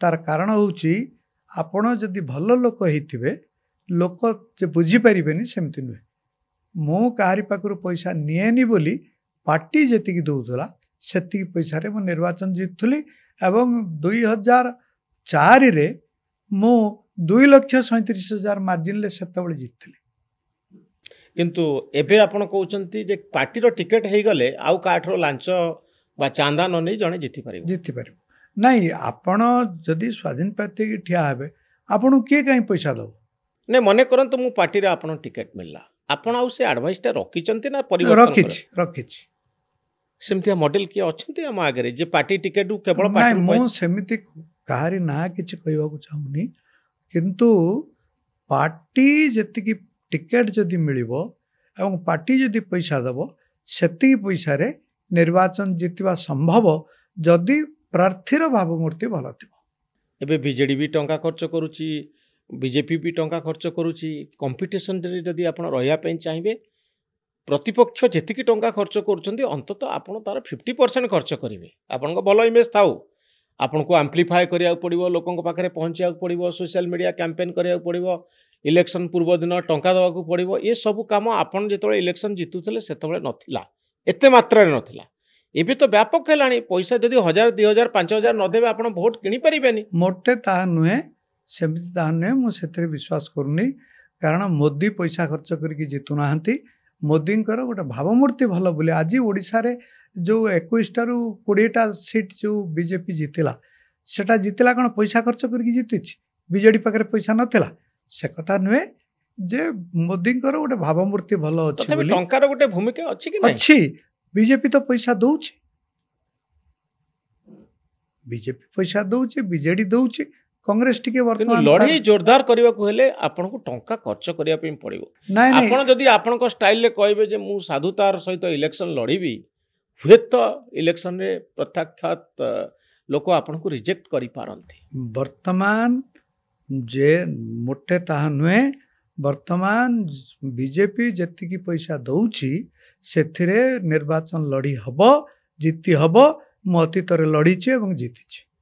ଅତୀତରେ ଲଢ଼ିଛନ୍ତି, ବର୍ତ୍ତମାନ ଲଢ଼ିକିରି ଆପଣ ଜିତି ହବ। ବର୍ତ୍ତମାନ କିଛି ବିଜେପି କିଛି କମ୍ ପଇସା ଦଉନି, ଭଲ ପଇସା ଦେଉଛି। ଦଉଛି। ଟଙ୍କା ଖର୍ଚ୍ଚ ନ କଲେ ଜଣେ ଇଲେକ୍ସନ ଜିତିଯିବ ଗାନ୍ଧିଆନ ମାର୍ଗରେ ପାଦରେ ଚାଲି ଚାଲି? ନାଇଁ ନାଇଁ, ଚାଲି ଚାଲି ନୁହେଁ। ଆପଣ କେମିତି ଚାଲିକି ଯିବେ? ଆପଣଙ୍କ ଗାଡ଼ିର ଖର୍ଚ୍ଚ ଅଛି, ତେଲ ଖର୍ଚ୍ଚ ଅଛି, କର୍ମୀମାନଙ୍କର ମାନେ ଯେଉଁ ଆପଣ ନିଜର ପାର୍ଟି ଅଫିସ୍ ଖୋଲିବେ ସେଥିରେ ଖାଇବା ଖର୍ଚ୍ଚ ଅଛି। ଏସବୁ ତ ଖର୍ଚ୍ଚ ଅଛି ନା, ମାଇକ୍ ଖର୍ଚ୍ଚ ଅଛି ନା। ଇଏ ଗୁଡ଼ାକର କିଛି କମ୍ ହେଲାଣି? ଆପଣ ହିସାବ କରିକି ତାକୁ ଦେଖନ୍ତୁ। ମାଇକ୍ ତ ଆପଣଙ୍କୁ ମାଇକ୍ ବାଲା ଖାଲି ମାଗଣାରେ ଦେବନି, ଖାଇବା ତ ଆପଣଙ୍କର ମାଗଣାରେ ହେବନି, ପାର୍ଟି ଅଫିସ୍ ଖୋଲିବେ ତ ମାଗଣାରେ ହେବନି। ଏଟା ଲାଞ୍ଚ ନୁହେଁ, ଏଟା ହେଉଛି ଆବଶ୍ୟକତା। ସବୁ ଆମେରିକା ଏବଂ ପୃଥିବୀର ସବୁ ଦେଶରେ ଦେଖନ୍ତୁ। କିନ୍ତୁ ଆପଣ କହୁଥିଲେ ଯେ ଏମିତି ସାଧା ସିଧାରେ ମୁଁ ଇଲେକ୍ସନ ଜିତିଯିବି। ସାଧା ଏଇଗୁଡ଼ାକ ସାଧା ସିଧା ନୁହେଁ କି? ମୁଁ କହୁଥିଲି କାହାରିକି ଲାଞ୍ଚ ନ ଦେଇକି କେବଳ ଏଇ ଯେଉଁ ସାଧା ସିଧା ଗାଡ଼ିରେ ଯିବା, ମାଇକ୍ ପ୍ରଚାର କରିବା, ବୁଲିବା, ଅଫିସ୍ ଖୋଲିବା, ଏଗୁଡ଼ାକ ତ ସାଧା ଦେଖିଲେ କି ନାଇଁ ଟଙ୍କା କେମିତି ବଣ୍ଟା ହେଉଛି ଆଉ ଭୋଟକୁ କେମିତି ଟଙ୍କା ପ୍ରଭାବିତ କରୁଛି? ଯଦି ଧରାଯାଉ ଟଙ୍କା ବାଣ୍ଟିଲେ ଯଦି ଜିତା ଯାଆନ୍ତା ତାହେଲେ ବିଜେଡ଼ି ଜିତିଲାନି କାହିଁକି? ବିଜେଡ଼ି ପାଖରେ କ'ଣ ପଇସା ନଥିଲା? ଟଙ୍କା ସମସ୍ତେ ବାଣ୍ଟୁଛନ୍ତି ଏବଂ ଟଙ୍କା ବାହାରେ ଆଉ ଗୋଟେ ଶକ୍ତି ଅଛି, ମୁଁ ସେ କଥା କହୁନି। କିନ୍ତୁ ବିନା ଟଙ୍କା ବାଣ୍ଟିକିରି ଆପଣ କହିବେ ଇଲେକ୍ସନ ଜିତିଯିବୁ, ଏହା ସମ୍ଭବ କି ଆଜିର ଦିନରେ? ସମ୍ଭବ। ଆପଣଙ୍କ ବାଲେଶ୍ୱରରେ ଏଥର ଟଙ୍କା ବଣ୍ଟା ହେଇନି? ଟଙ୍କା କ'ଣ ବଣ୍ଟା ହେଇଛି କ'ଣ ମୁଁ କହିପାରିବିନି, କିନ୍ତୁ ମୁଁ ଏତିକି କଥା କହିବାକୁ ଯାଉଛି ଯେ ମୁଁ ଭାବୁନି ଯେ ପ୍ରତାପ ଷଡ଼ଙ୍ଗୀ ଯେଉଁ ଜିତିଲେ ସେ ଟଙ୍କା ବାଣ୍ଟିକି ଜିତିଗଲେ। ମୁଁ ଭାବୁନି ସେ ଟିକେଟ୍ ପାଇଲେ ବୋଲି ଜିତିଗଲେ, ନହେଲେ ତ ସମସ୍ତେ କହୁଥିଲେ ସେ ଜିତିପାରିବେନି ବୋଲି। କାରଣ ତାଙ୍କୁ ତା ପୂର୍ବ ଥରକ ମୋଦି ତାଙ୍କୁ ମନ୍ତ୍ରୀ କରିକି ତାଙ୍କୁ ମନ୍ତ୍ରୀ ପଦରୁ ବାହାର କରିଦେଇଥିଲେ। ସମସ୍ତେ କହୁଥିଲେ ଯେ ସେ ହାରିଯିବେ, ସେ କିଛି କାମ କରିନାହାନ୍ତି କହୁଥିଲେ, କିନ୍ତୁ ସେ ଜିତିଗଲେ। ସେ କ'ଣ ମୁଁ କହୁନି ଯେ ସେ ଅଭିଯୋଗ କରୁନି ଯେ ସେ ପଇସା ବାଣ୍ଟିକି ଜିତିଗଲେ, କାରଣ ତାଙ୍କ ପାଖରେ ଏତେ ପଇସା କାହିଁ ସେ କୋଉଠି ସେ ପଇସା ବାଣ୍ଟିବେ? ସେ ଜଣେ ସରଳ ବ୍ୟକ୍ତି ଏବଂ ନିଷ୍ଠାପର ସାଧୁ ବ୍ୟକ୍ତି ବୋଲି ଆପଣ ସ୍ୱୀକାର କରନ୍ତି କି ନାହିଁ? ସିଏ ଜଣେ ବ୍ୟକ୍ତି, ତାଙ୍କର ବି ଇଚ୍ଛା ଅଛି ନିର୍ବାଚନ ଲଢ଼ିବା ପାଇଁ, ସେ ଲଢ଼ିଛନ୍ତି ଏବଂ ଜିତିଛନ୍ତି। ସେ ସାଧୁ କି ଅସାଧୁ, ପଇସା ନିଅନ୍ତି କି ନ ନିଅନ୍ତି, ଏ ସମ୍ପର୍କରେ ଆପଣ କିଛି କମେଣ୍ଟ? କିଛି ମନ୍ତବ୍ୟ ଦେବି ନାହିଁ।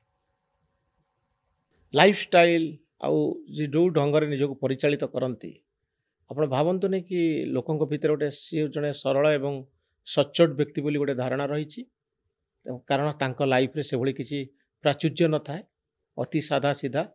ସାରା ଦେଶରେ ଚର୍ଚ୍ଚା ହୁଏ ତାଙ୍କ ଲାଇଫଷ୍ଟାଇଲକୁ ନେଇ। ଭାରତରେ ବହୁ ଲୋକ ସେମିତି ଅଛନ୍ତି, ସେ ଏକୁଟିଆ ନୁହନ୍ତି। ବହୁ ଲୋକ ଅତି ସରଳ ଜୀବନଯାପନ କରିକି ଜିତିଛନ୍ତି, ସେଟା ନୂଆ କଥା ନୁହେଁ। ମୂଳ ଜିନିଷ ହେଉଛି ତାଙ୍କୁ ଟିକେଟ୍ ମିଳିଲା ଏବଂ ସେ ଜିତିଗଲେ। ଟିକେଟଟା ହେଉଛି ଇମ୍ପୋର୍ଟାଣ୍ଟ, ବଡ଼ ଗୁରୁତ୍ୱପୂର୍ଣ୍ଣ କଥା। ଆଉ ଲେଖାଶ୍ରୀ ସାମନ୍ତସିଂହାର ସେଠି କେମିତି ପ୍ରଚାର କରୁଥିଲେ? ପଇସା ଖର୍ଚ୍ଚ କରୁଥିଲେ କି ନାହିଁ? କରୁଥିଲେ, କିନ୍ତୁ ସେ ବିଜେପିରେ ଥିଲେ। ସିଏ ମୋ ପାଇଁ ଯାଇକି ନିର୍ବାଚନ ପ୍ରଚାର କରିଛନ୍ତି କନ୍ଧମାଳରେ ଗତ ଥର, କିନ୍ତୁ ହଠାତ୍ ବିଜେଡ଼ିକୁ ଆସିଗଲେ। ବିଜେଡ଼ି ମୋତେ ଡାକୁଥିଲା ଯିବା ପାଇଁ, ଆପଣ ଡାକୁଥିଲା? ଶେଷ ମୁହୂର୍ତ୍ତ ପର୍ଯ୍ୟନ୍ତ ସେ ଅପେକ୍ଷା କରିଥିଲେ। ମୁଁ ଯେତେବେଳେ ଟିକେଟ୍ ନ ପାଇଲି ମୋତେ କହିଲେ, କିନ୍ତୁ ମୁଁ ଗଲିନି। ଆପଣଙ୍କୁ କୋଉ ଟିକେଟ୍ ଦେଇଥାନ୍ତେ? ବାଲେଶ୍ୱର। କାରଣ ଶୁଣନ୍ତୁ, ଯୋଉଠି ଲେଖାଶ୍ରୀ ସାମନ୍ତସିଂହାର ଯାହାଙ୍କର ବାଲେଶ୍ୱର ସାଙ୍ଗରେ କିଛି ସମ୍ପର୍କ ନାହିଁ, ତାଙ୍କୁ ଯେଉଁ ଟିକେଟ୍ ଦେଲେ, ମୁଁ ସେଇଠି 3 ଥର MP ଥିଲି, ମୋତେ ଦେଇନଥାନ୍ତେ? ମୋତେ କହୁଥିଲେ ପରା ସେଇଠି ଲଢ଼ିବା ପାଇଁ। ଆପଣଙ୍କୁ କିଏ ଯୋଗାଯୋଗ କରିଥିଲେ? ସେ ତାଙ୍କ ଦଳ ତରଫରୁ ସମସ୍ତେ କରିଥିଲେ। ଆପଣ ନବୀନ ବାବୁଙ୍କ ପାଖକୁ ଗଲେନି କି ପାଣ୍ଡିଆନ ବାବୁଙ୍କ ପାଖକୁ ଗଲେନି? ନା ପାଣ୍ଡିଆନ ବାବୁଙ୍କ ସହିତ ଇଣ୍ଟରାକ୍ସନ୍ ପାଇଁ ଡକାଯାଇଥିଲା? ନା, ଆଉ କେମିତି ଅଫର? ସିଏ କହୁଥିଲେ ମୁଁ ଯଦି ଟିକେ ସଂକେତ, ଧରାଯାଉ ଅଶ୍ୱିନୀ ପାତ୍ର ଯିଏକି ବର୍ତ୍ତମାନ ମନ୍ତ୍ରୀ ଥିଲେ, ସିଏ କି ବିଜେପିରେ ଥିଲେ ମୋ ସାଙ୍ଗରେ, ସିଏ ସଂକେତ ଦେଲେ ଯେ ଖାରବେଳକୁ ଖାଲି ନିଜେ କୁହନ୍ତୁ ଯେ ହଁ ସେ ରାଜି ଅଛନ୍ତି, ତାପରେ ଆମେ ତାଙ୍କ ସାଙ୍ଗରେ କଣ୍ଟାକ୍ଟ କରିବୁ। କିନ୍ତୁ ଧରାଯାଉ ଆମେ ଯାଇକି ତାଙ୍କ ସାଙ୍ଗରେ ସମ୍ପର୍କ କରୁଥିବୁ, ସେ ମନା କରୁଥିବେ, ବଡ଼ କଥା ଖରାପ। ମୁଁ କହିଲି ନା, ଆହୁରି ବହୁତ ଲୋକ ଏମିତି କରିଥିଲେ। ମୁଁ ଆଉ କ'ଣ ଆପଣଙ୍କ ପାଖରେ ଗୋଟି ଗୋଟି କରି ନାଁ କହିବି ଯେ ଅମୁକ ଆସିକି ମୋତେ କହିଲା, ସମୁକ ଏଇଆ ତା। ଆପଣ କାହିଁ ଚେଷ୍ଟା କଲେନି ବିଜେଡି? କାରଣ ମୁଁ ଯାହା ହଉ ନା କାହିଁକି, ମୁଁ କେବେ ହେଲେ ଦେଖନ୍ତୁ, ମୁଁ ଯେତେବେଳେ ଉତ୍କଳ ଭାରତରେ ଥିଲି ସେତେବେଳେ ବି ମୁଁ ବିଜେଡିରେ ମିଶି ପାରିଥାନ୍ତି, ସେତେବେଳେ ବି କଂଗ୍ରେସରେ ମିଶି ପାରିଥାନ୍ତି, କିନ୍ତୁ ମୁଁ ଅନ୍ୟ ଗୋଟେ ଦଳ କଲି, କିନ୍ତୁ କଂଗ୍ରେସ ବା ବିଜେଡିକୁ ଯାଇନି।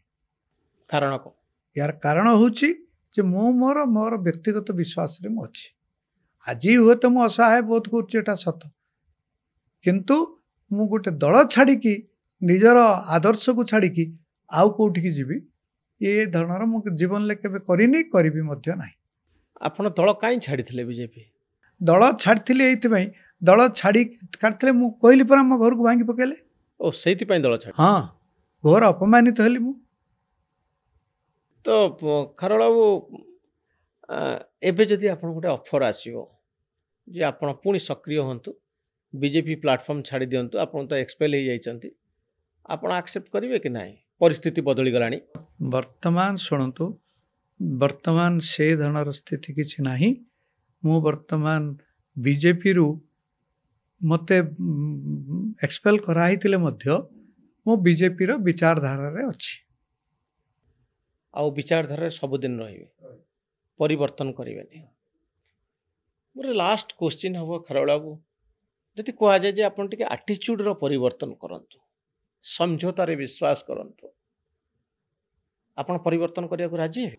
ନାହିଁ, ମୁଁ ଚାହୁଁନି ମୁଁ ମରିଗଲା ପରେ କିଏ କହିବ ଯେ ଖାରବେଳ ସ୍ୱାଇଁ ହେଉଛି ଗୋଟେ ସୁବିଧାବାଦୀ ଲୋକ, ତାକୁ ମିଳିଲାନି ବୋଲି କ୍ଷମତା, ସେ ତାର ବିଚାର ବୋଧକୁ ବଦଳେଇ ଦେଲା, ଏଭଳି କଥା ମୁଁ ମରିଗଲା ପରେ କେହି କହୁ, ଏକଥା ମୁଁ ଚାହୁଁନି। ତ ଆପଣ ଯେମିତି ଅଛନ୍ତି ସେମିତି ରହିବେ? ଯେମିତି ଅଛି ସେମିତି ରହିବେ। ତ ଆଗାମୀ 5 ବର୍ଷର ରାଜନୀତିକୁ ଆପଣ କେମିତି ଦେଖୁଛନ୍ତି? କିଛି ନାହିଁ, ନିଜକୁ ମୁଁ ପୁରା କହୁଛି ବଡ଼ ଅସହାୟ ମନେ କରୁଛି। ମୁଁ ତ କହୁଛି ଆପଣଙ୍କୁ ଏତେ ଲୋକ ବିଶ୍ୱାସ କରନ୍ତି, ଆପଣ ଗୋଟେ ପଜିଟିଭ୍ ଥଟ୍ରେ ଲାଇଫ୍କୁ ନେଉନାହାନ୍ତି, ଏକଥା ଶୁଣିଲେ ଲୋକ ହତାଶ ହେବେନି? ଯାହା ଯିଏ ଯାହା ଭାବିବ, କିନ୍ତୁ ମୁଁ ବର୍ତ୍ତମାନ କୁଆଡ଼େ ମାନେ ମୁଁ ସବୁ ଗୋଟେ ପୁଣି କହୁଛି ଯେ ସୁଅରେ ଭାସୁଥିବା ଗୋଟେ କାଗଜ ଡଙ୍ଗା ଭଳିଆ ମୁଁ ଭାସୁଛି। ଆପଣଙ୍କ ପତ୍ନୀ, ଆପଣଙ୍କ ପରିବାର ଲୋକ ଆପଣଙ୍କ ସମ୍ପର୍କରେ କ'ଣ କହୁଛନ୍ତି? କିଛି ନାହିଁ, ସେ ବି ସେୟା ଭାବୁଛନ୍ତି ଯେ ମୁଁ ଯେଉଁଭଳି ଭାବରେ ଭାସୁଥିଲି କାଗଜ ଡଙ୍ଗା ଭଳିଆ ଏମିତି ଭାସୁଛି। ଖାରବେଳ ବାବୁ, ଆପଣ ଲାଷ୍ଟ ଟାଇମ୍ କେବେ କାନ୍ଦିଥିଲେ? ବୋଧେ ମୋ ବାପା ଯେତେବେଳେ ମରିଗଲେ ମୁଁ ସେତେବେଳେ କାନ୍ଦିଥିଲି। ଆଉ ଜୀବନରେ ଏମିତି କାନ୍ଦି ନାହାନ୍ତି? ନା। ଜୀବନରେ କେବେ ମନ ଖୋଲା ହସିଥିଲେ? ସେଇଟା ମୋର ମନେ ପଡ଼ୁନି। ଗୋଟେ ଦିନ 24 ଘଣ୍ଟା ଭିତରେ ଆପଣ ବେଶୀ ସମୟ ଦୁଃଖ କରନ୍ତି, ହତାଶା କରନ୍ତି, ନା ବେଶୀ ସମୟ ଖୁସି ରୁହନ୍ତି? ନାଇଁ, ମୋ ମନ ଭିତରକୁ ସେ ହତାଶାଟା ଆସେ, ମୁଁ ହତାଶା ସୃଷ୍ଟି କରେ ନା, ମୁଁ ଟାଣି ଉଟାରିକି ସେ ହତାଶାକୁ କାଟିକି ଉପରକୁ ଉଠିବାକୁ ଚେଷ୍ଟା କରେ। କେତେ ସମୟ ଖୁସିରେ ରୁହନ୍ତି 24 ଘଣ୍ଟା ଭିତରେ? 24 ଘଣ୍ଟା ଭିତରୁ ଦୁଃଖ ଆଉ ସୁଖକୁ ଯଦି କାଲକୁଲେଟ୍ କରାଯାଏ, ମୁଁ ପ୍ରାୟ ମୁଁ ଯେତେ ସମୟ ଶୋଇପଡ଼େ ତ କିଛି ନଥାଏ ସେତେବେଳେ, ଆଉ ଜୀବନରେ ଏଇ ହତାଶାଟା 2-4 ଘଣ୍ଟା ରହେ, ଆଉ ନହେଲେ ଅଧିକାଂଶ ସମୟରେ ମୁଁ ହତାଶ ନୁହେଁ କି ଖୁସି ନୁହେଁ କି ଦୁଃଖୀ ନୁହେଁ, ଏଇଭଳି ଅବସ୍ଥା। ରାଗ କେତେବେଳେ ଆସେ ଆପଣଙ୍କ ଭିତରେ? ମୋ ବିରୁଦ୍ଧରେ ମୋ ପାଖରେ ଆଉ କ୍ରୋଧ କିଛି ଆସୁନାହିଁ। ଆଗରୁ କିନ୍ତୁ ପ୍ରବଳ ଆସୁଥିଲା। ଆଗରୁ ଆସୁଥିଲା। କ୍ରୋଧ ବି ଆପଣ କମେଇ ଦେଲେ? କମେଇ ଦେଇଛି। ସମୟ ଆପଣଙ୍କୁ କମେଇ ଦେଲା ନା ନିଜେ ଆପଣ କମେଇ? ସମୟ କମେଇ ଦେଇଛି। ସମୟ କମେଇ ଦେଇଛି। ଏବେ ଆପଣ ରାଗୁନାହାନ୍ତି? ରାଗି କ'ଣ କରିବି? ଘରେ କାହା ଉପରେ ରାଗୁନାହାନ୍ତି? କାହା ଉପରେ ରାଗି କ'ଣ ହବ? କାରଣ ମୁଁ ତ ନିଜେ ଗୋଟେ ହତାଶ ବ୍ୟକ୍ତି, କାହା ଉପରେ ରାଗିକି ଲାଭ କ'ଣ? ମୁଁ ତ ବରଂ ଅନ୍ୟ ଉପରେ ନିର୍ଭର କରୁଛି। ତ ଆପଣଙ୍କ ସମର୍ଥକମାନଙ୍କୁ କର୍ମୀମାନଙ୍କୁ ଆପଣ କ'ଣ ପରାମର୍ଶ ଦେଉଛନ୍ତି? ମୁଁ ତାଙ୍କୁ କିଛି ପରାମର୍ଶ ଦେଉନି। ମୁଁ ଖାଲି ଏତିକି ସମସ୍ତଙ୍କୁ କହୁଛି ଯେ ମୁଁ ଅଛି।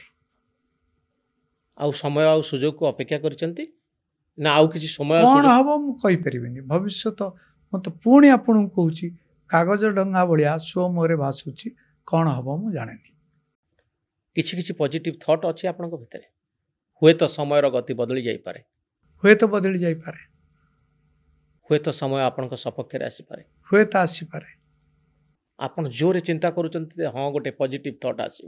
ମୁଁ ଜୋରରେ ଚିନ୍ତା କରୁନି, କିନ୍ତୁ ଦୁର୍ବଳ ଭାବରେ ଚିନ୍ତା କରୁଛି ଯେ ହୁଏତ ଅବସ୍ଥା ମୋ ସପକ୍ଷରେ ଯାଇପାରେ। କିନ୍ତୁ ସେ ଚିନ୍ତାଟା ହେଉଛି ଦୁର୍ବଳ ଚିନ୍ତା।